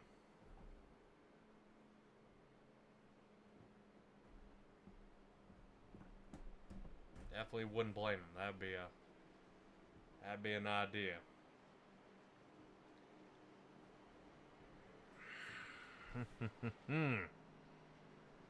You wipe out there. She heard you. Yeah, I know. I know. Well, that's when you say, you better have heard me. You better watch my show. Yeah. Definitely like to know as well. I know I've got Timmy out here, Douglas Ross, Devin Hudgens joined us, but I'm not sure if he was hanging out for the NIS race. Yeah, he had to go. Yeah, but I appreciate everybody joining us here at the Gridiron 400. The big show, kicking it off again with the Super Speedway Sundays. Hopefully Haley Bug is still out there. Can hopefully say hello again. Just let me know you're still here. With my wife still hanging out and doing her thing. Got an interesting contest to run. Can't wait to see what they've got set up for us as pit road. Heath Rutherford did decide to come down. Jamie Shaw and Kay Jones repitting. And don't forget, Ted Wreckage and Ann Honor was out there too. Oh, yeah. Oh, yeah, we were getting to it. We were getting to it, Ted Wreckage. Oh, yeah. If you're watching, please consider, subscribing so you can chat with us too. Yeah. We had Dawson Cram out here for a little while. I think he got tired of getting mashed up there, or he had a weird disconnection. He did disconnect under speed, so I don't know if he had a problem out there. He was cooking. Yep, and we also got to dish out our first All About Barrels award tonight. Yes. Yes, we did. I did not believe we would do that here. Why not? I'm sure the Racing Revolution League watches, and we'll have a little fun with it. Gotta make fun of the mistakes, because it's a-okay. We gotta laugh about it. At least we're able to self-heal and get back underway, which we are now, as we are back under green. Stella, Michael Wiley's got the lead. Dave Shutt sitting second. And with his 28 position gain, talk to me a little bit about what these drivers are doing out there. What they're doing? They're hauling butt. Well, like you say, we've got Michael Wiley, we've got Scott Patson, Fletcher Vincent in the top 5. Looking for a few names that we are missing that have been up in the most recently. But we also have Stevenson, Shaw, and it looks like Nova and Ray Garcia are having a fight over last place in top 10. They are. Ray Garcia sitting on the outside, followed behind the 62 of Danny Shaw. Danny Shaw, whoa, big checkup here. Might be falling behind Vincent a little too close than he wanted to be. Connor Morse getting ready to send it on through. He's got a hell of a run here. Dropping down to the inside. Ray Garcia following along with it. Connor does not join him. Whoa. Yeah, interesting call there. Keaton Cox on the 57. He's been in a bunch of trouble tonight. Definitely just name a few. Crashed on lap 71, off track on 119 and 120, and then crashed again on 158. So definitely a lot of issues out there on the track. He's trying to stay alive. Right now, Vincent's definitely pushing the envelope here. Whoa! What a slide across the back there. Almost caught Kevin Dixon's rear bumper. I love the move. Yeah. But man, that was close. Yeah, I was watching Ray. He's getting some speed. I mean, every time Morse comes up behind him, he just takes off. Yeah, well, he definitely needs the help of getting rid of some of that rear downforce. He's just not getting the help consistently. Where we see Jason Stevenson, looks like he's getting pretty close here to Kevin Dixon. Staying green here so far, 23 laps left to go. Connor Morris, oh, Heath Rutherford. Heath Rutherford slides by. Kay Jones here now to the inside. And it looks like Jamie Shaw is going to try to get some. That is definitely knocking Keaton Cox out of the top 10. He's now trying to at least hold on to the top 15 as they shoot by him. Already Heath Rutherford almost getting turned here by Kay Jones. Right now, Heath is not real happy with how he's being driven right now. Let's take a look.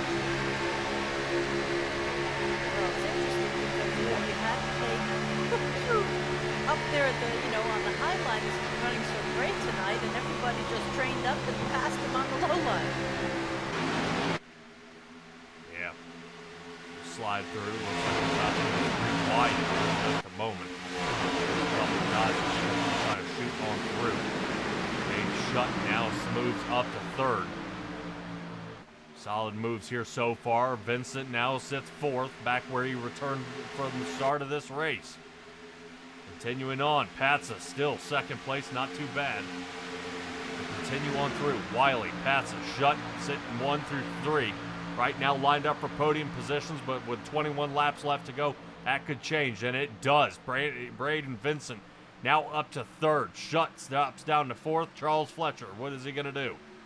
Chuck trying to see if he can find a route around, decides to ride behind David Shutt here. Ray Garcia now battling alongside what looks like Jason Stevenson out there. Stevenson trying to hold on the outside where Connor Morse is down on the bottom. And here comes Heath Rutherford. Rutherford, boatload of speed here. Had help from Jones. Jones rotated up into Stevenson. And Stevenson sends him right back where he came from. He said, no, you don't. But guess where he went? Right down pit road. No. So here you go, Douglas. There's another one. Pit road folly. Back down pit road again. Let's get back to it. Where Jason Stevenson now remains in 9th place. He did give up a couple here. Is now Heath Rutherford about to get a shot here from Connor. Connor giving a good push. Man, I give it to him there. Looked like he did check up before he touched him. I thought that was about to be a really hard shove and something bad was getting ready to happen. Good run by the 22 as he rotates up right behind Ray Garcia. Good looks. My heavens, somebody's picking the spotter tonight. Yeah, right now I got to give it here to Connor Morse. He has been in some trouble out there on the track, but notice how he's able to hold it though, kind of following along, not going up, not making unnecessary contact. You'll see him come up here, and I'm sure he'll give Dave Shutt a good push. So Connor Morse, not bad job here tonight. As we see, look at that, little nudge, and then moves underneath. So slides underneath, gets good door draft, and now he'll be able to pass. Moving him into the top 5 tonight, which is the next bracket of bonus pay here, moving on through. But he's got a long way to go if he want to catch up to Michael Willey. He's got to figure out how to make up about 1.5 seconds here of time, but it is possible, seeing Scott Patsa has fallen off pace here. Let's rotate back a little bit where I think we got guys back under 3 wide, where Ray Garcia has fallen off pace. Here we go. Oh, not again. Well, Ray, when it let off, that was okay. Drivers tried to get out of the way. Sean Royer looks like he nudged him.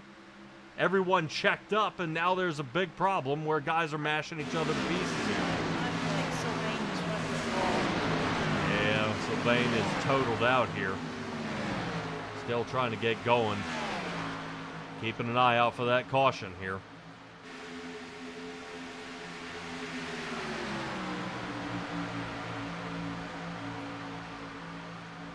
Stevenson remains our hard charger here of the night, 25 position gain from where he sits, but he's side by side here with Jamie Shaw.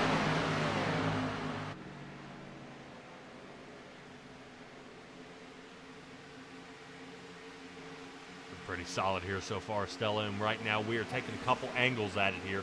Notice who's pushing on the backside there of Jamie Shaw. That's Kevin Dixon. Dixon's been not dealing with pushing very well here tonight. Now it kind of saws back and forth, and that could be a recipe for disaster. Yeah, that it could. That it could. They're trying to keep it all in one piece. Sean Royer down pit. Voluntarily. Yeah, interesting to see Royer, Jepson, and Sylvain Sigwin on their way down pit. So I don't know if this is scheduled pit stops for them. Right now, 173 is where most people pit. We're on lap 184 now. You may be thinking if they pit now, they won't have to pit all the way until the end of the race. Fletcher and Connor Morse think the exact same thing. No matter how many cautions, no one will have to pit. Oh, ho, ho, ho. Yeah, so they may be able to slide back up to front. Willey remains out. He'll have a 1.3 second lead here. Bet on Michael Willey right now. Your bet is looking good. Yeah, it is. I believe Jimmy Ray out there is Fletcher, though. So I hope he didn't. No money down tonight. Be good. Yeah. I might not want to do that. But we'll see. We'll see a couple different issues here. Right now, 14 laps left to go. Pats and Danny Shaw on their way down pit. Still leaves kind of the rest of our top 5 here untouched. Jamie Shaw now gets up to 4th. Notice nobody deciding to come down. I thought we might have a slew of cars come down. You know, 10 to 15 of them. Instead, we've got stragglers, you know, only 2 to 4. Interesting. Yeah, no big group this time. Yeah. Everybody in tiny batches. That's kind of what I was expecting here. Looking to see. Wiley stays out. Vincent stays out. Eberhardt stays out. But Jamie Shaw and Ray Garcia. James Smith, Dave Shutt coming down. All right, there's 4 more.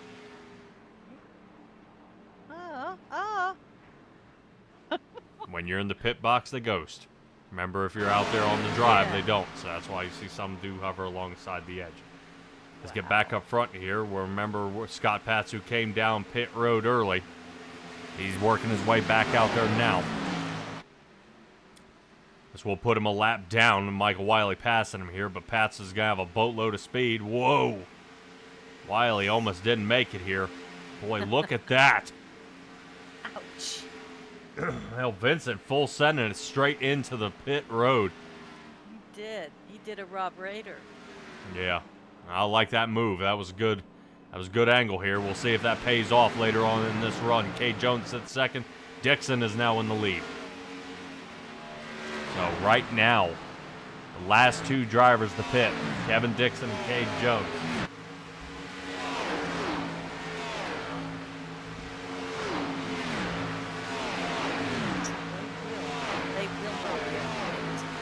No. No, the guys who are pit will be able to. They would have to require on a caution. Kevin Dixon down pit. Cade Jones down pit. All right. Those are our last 2 guys. Michael Wiley looks like he's going to return back to the lead. But the reason he's returning to the lead so early, 2 tire call here by Michael Wiley. Oh. Heath Rutherford, 2 tire call. He's sitting 7th. Right now, I'm sure Kevin Dixon and Cade Jones will be passed here in just a moment. 4 tires for Cade Jones and same for Kevin Dixon. Ooh, I lied. Cade Jones, right sides. Okay. Yep, Kevin Dixon still in the box. 15 in the box.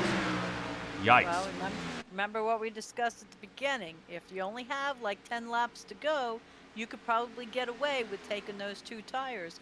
If the people who take 4 tires, if you have more laps than 10, they're going to be able to outrun you on the 4 news. All right, well, we'll keep an eye on some of our last lap times out there and see where these guys land.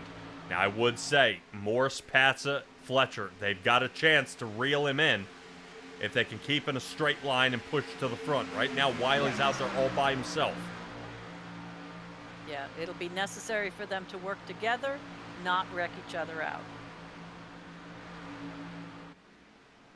Yeah, right now there's no not that much teamwork, not that much pushing happening here. So it may cost him here. I'm not seeing this coming to the end unless there's a late caution.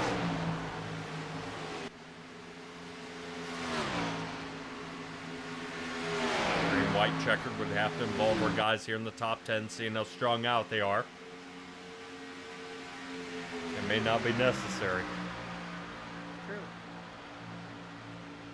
Wiley actually gaining time here. So, oddly enough, last lap time was 2/10 slower here for Connor. Or is it because they're, blocking and fighting over position at this point, which we always love to see when it's happening up front, you guys in 4th and 5th, because it can always catch up. The front guys are dealing more in east-west than north-south. I guess so. I would like, you kind of would think they get a lot closer right now. Chuck Fletcher's got to go up there and nudge the back of him here and try to get a little more speed. They are still losing time. About three more tenths that last lap there already. Really? Yep. Okay. Well, might be money well spent if you're voting for Wiley tonight. He has been doing great this whole month practicing at this track, both on trucks and on cars. So he's earned it.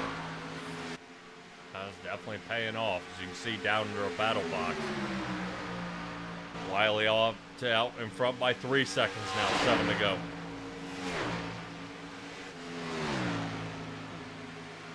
I don't know if that's first. Yep. Well, We have a battle for second, third, and fourth. well, we're looking at the distance between right now Connor Morse and Michael Wiley. So.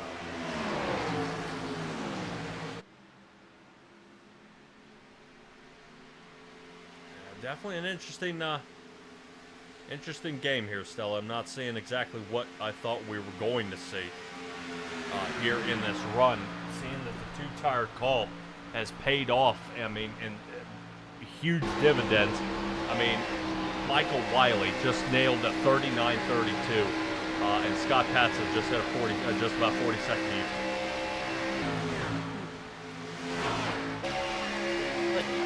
Yeah, right now Michael Wiley's actually picking up speed.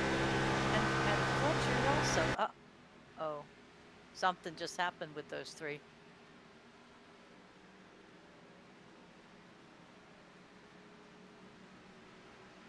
Because Rutherford is now second, and Pat's is nowhere to be seen. Yeah, Pat's is actually the one that went off track here.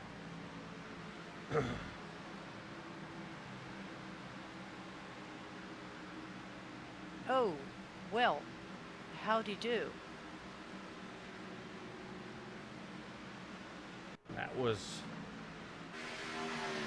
It looked like he ricocheted off the wall. Clink, yes. But then... that. I wonder whether Connor thought he was going down. Oh, And like then he he didn't. shot off the map? Yes. Yeah. Yeah. Banked off the wall, thought he was going down, and then when he didn't, clipped him. Well, definitely possible, but yep, kind of silly if you painful. didn't pit right now. Yeah. Well, and Wiley did come down.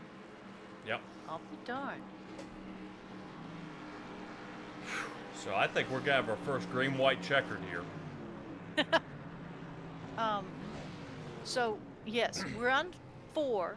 It would be like 1 by the time they came off of caution. right. So do they click 3 and just go 3, 3, 3, 3 until it's done? And not go all the way down? Because I thought it had to like have 3 laps at the end. Yeah. That's why they did green, white checkers. Yeah, it'll be 3. It'll hit 2 once they hit the line. Then it's white flag last time by. Okay, so they're gonna start back green on 3. Yes. Okay, because I just thought they would go a couple more laps because it was a caution, and then just not count it, so that it Yes. would have 3. Okay, that's what I said. You said. You wonder why I'm always confused. Drivers trying to get lined up here. Heath Rutherford and Connor Morse are now sitting 1 and 2. Dave Shutt and Michael Wiley drops down to 4th. The reason Wiley sits 4th, Heath Rutherford with a 10-second pit stall time. Connor Morse and Dave Shutt both with 10-second pit stall times. Dave Shutt with a 9.17. The rest of that, I believe, Larry Eberhardt sitting back in the 96 Chevrolet. He had a 10-second pit stop time, so that'll sling him up a bunch of positions. And then everybody else took 4 tires and fuel, except Pat. So Pat's at a 10.5-second stop. So Wiley took 4 this time. Yes. Okay. So he figures he could still get through these 2 guys. Yeah, you've seen how he races on 2. And you've seen how he passes on 4. And when he said, we're going to get up there, I'm going to use all 4 tires. So And he did.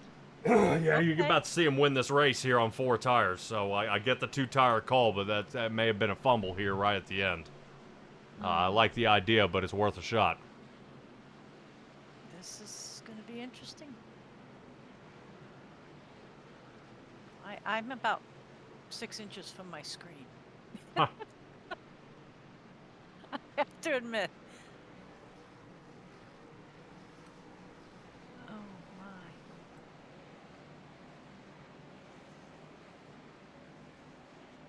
Heat 'em up. Heat 'em up. Heat 'em up. Heat 'em Yep. up. Yeah, because that would be the only real heartbreaker at this point is to have an accident here in the front. Yeah, there's still a possibility. Anything can happen here. Alrighty. Now let Big Show go. Here we go. Off and running 160 miles an hour crossing that line here. Check out where we go. Willey already slid into second here, sitting right behind Connor Morse. Morse is going to drop to the bottom. Willey in a dangerous spot here, heading out of 2. Man, that's not where I'd want to be. But he's going to make it happen right now, sitting first. Clears. Did Wow, you that's see close. Rutherford? Oh my goodness, the two Rutherford and Morse passed with like a paper's width on that bumper. Yeah. You're either going to clear them or you're going to get bumped out of the way. Still sitting side by side with some of these guys as they shoot across the line. White flag is out. This is it. Right now they're trying to make something happen here as they shoot down into one last time. Michael Willey down in front already. Guys banging and beating each other together as they are spinning out in the backfield. Oh, Sean wow. Royer's around. Looks like Ray Garcia is around again. Michael Willey still in the lead, trying to break her free of the draft. Heath Rutherford trying to set him up here. 98 Machine trying to make it work right now. Cade Jones moves up to 4th. Getting shut out now. Looks like Cade Jones slides into 3rd. Yes. Keep moving on Last through. That means all 3 admins, Michael Willey, Heath Rutherford, and Cade Jones, take out the entire podium here. Wow, and the whole rest of the field behind them. Yeah, Jamie Shaw sits 4th. David Shutt gets closed out there by Cade Jones as he got into the wall. James Smith was 6th. Keaton Cox 7th. Jason Stevenson 8th. Richard Miles was 9th. Danny Shaw for a 10th place finish. Wow. What in the okay. What happened to Morse, just out of curiosity? Yeah, He Morse was fell like- all the way down to 16th. How did I miss him getting blown apart?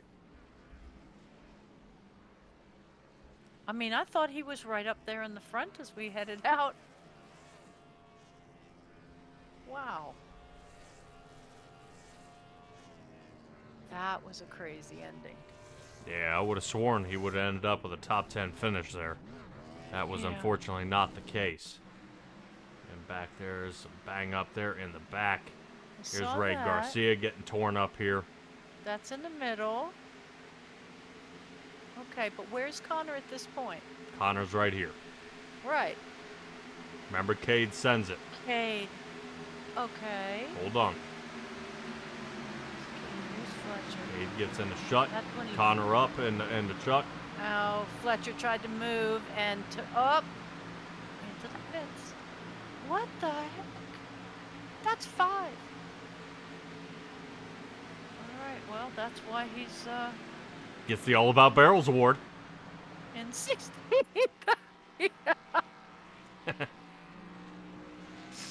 Oh my heavens! Wow. Yeah, that was rough on the ending there with Jones slicing through. He made a bulldozing wreckage move. He's gonna come get you for that. Okay, I would deserve it. It's kind of funny watching Rutherford go backwards. Yeah. All right, everybody, hold on just a moment. We're going to try to run down our guys here at the podium positions. We'll be right back.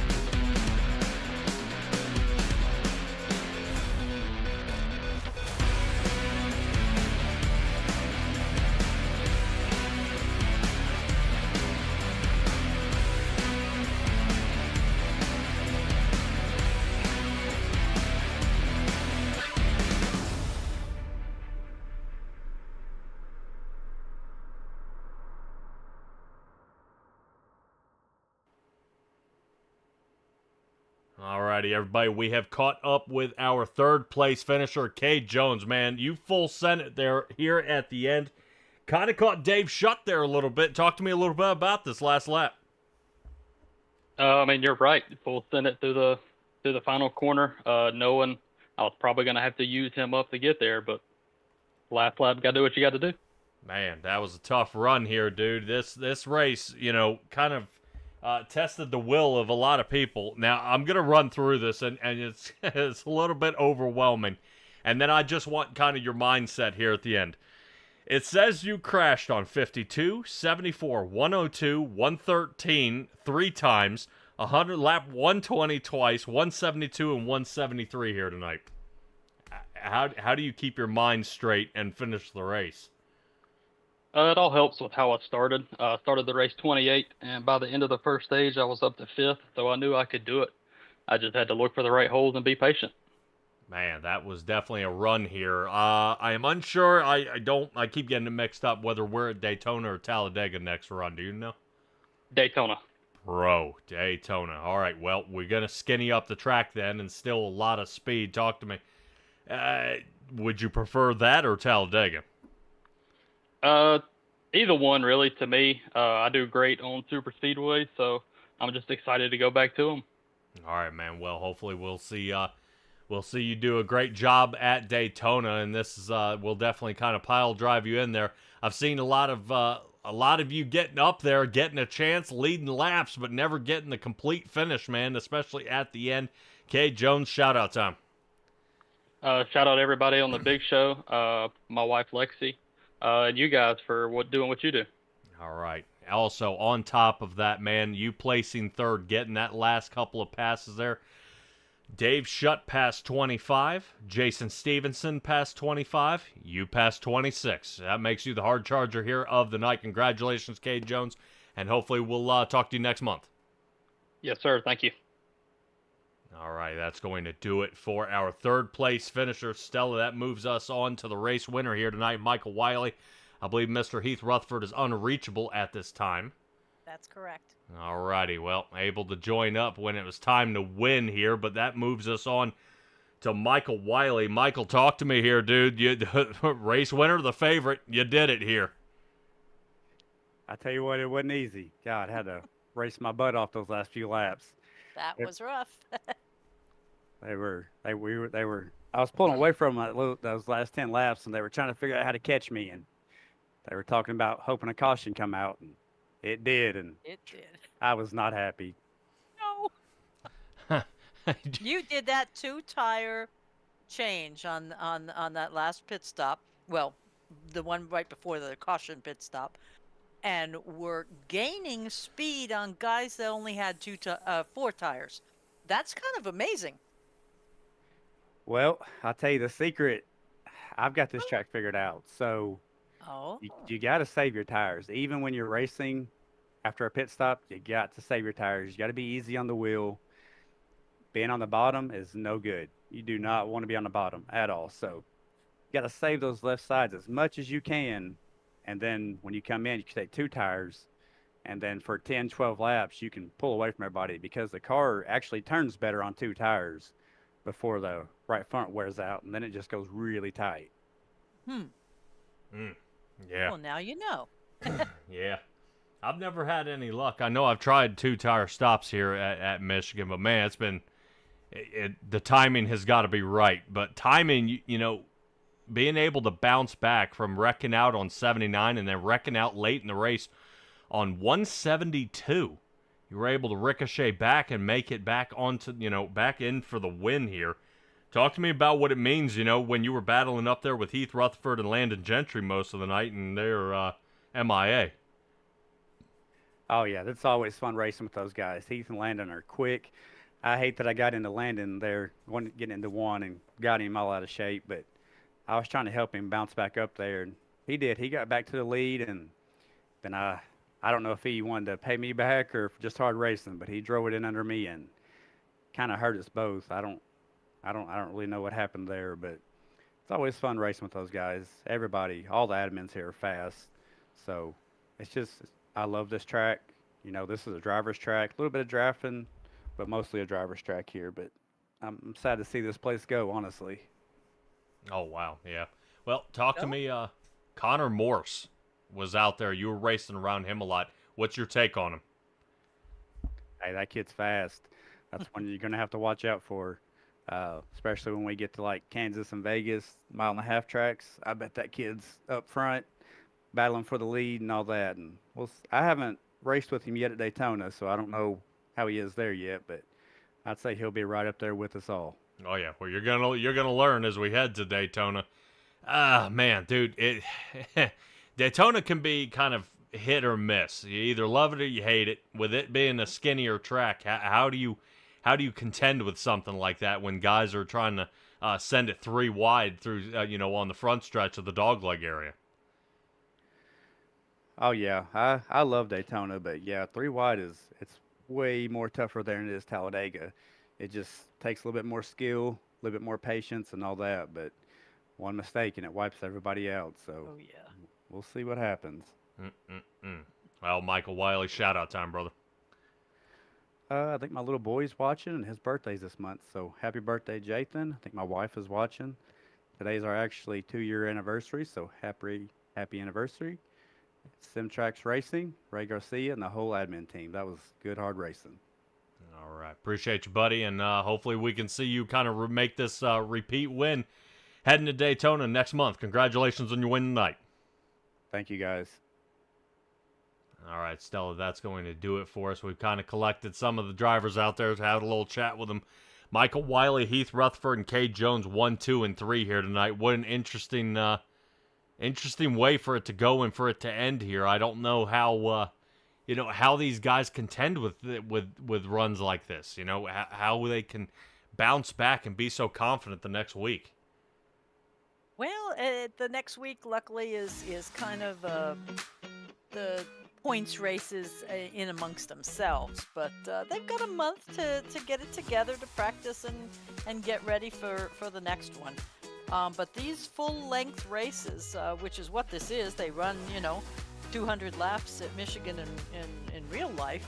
This is, it's taxing physically, mentally, as we discussed earlier, but it separates the men from the boys. Well, that it does. Oh boy. Well, keep in mind, if you want to keep watching us here at Simtrax Broadcasting, you can go to simtraxbroadcasting.com. We have all our previous broadcasts from actually day one when we started. 370 subscribers later, here we are with the big show at the beginning of this fine October month. I can't wait to wish my daughter a happy birthday here in about 7 more days, but that's going to do it for us here at Simtrax Broadcasting. Patrick Morrison here in the booth with Stella. Be well, be safe, be kind, and we'll catch all you guys next time.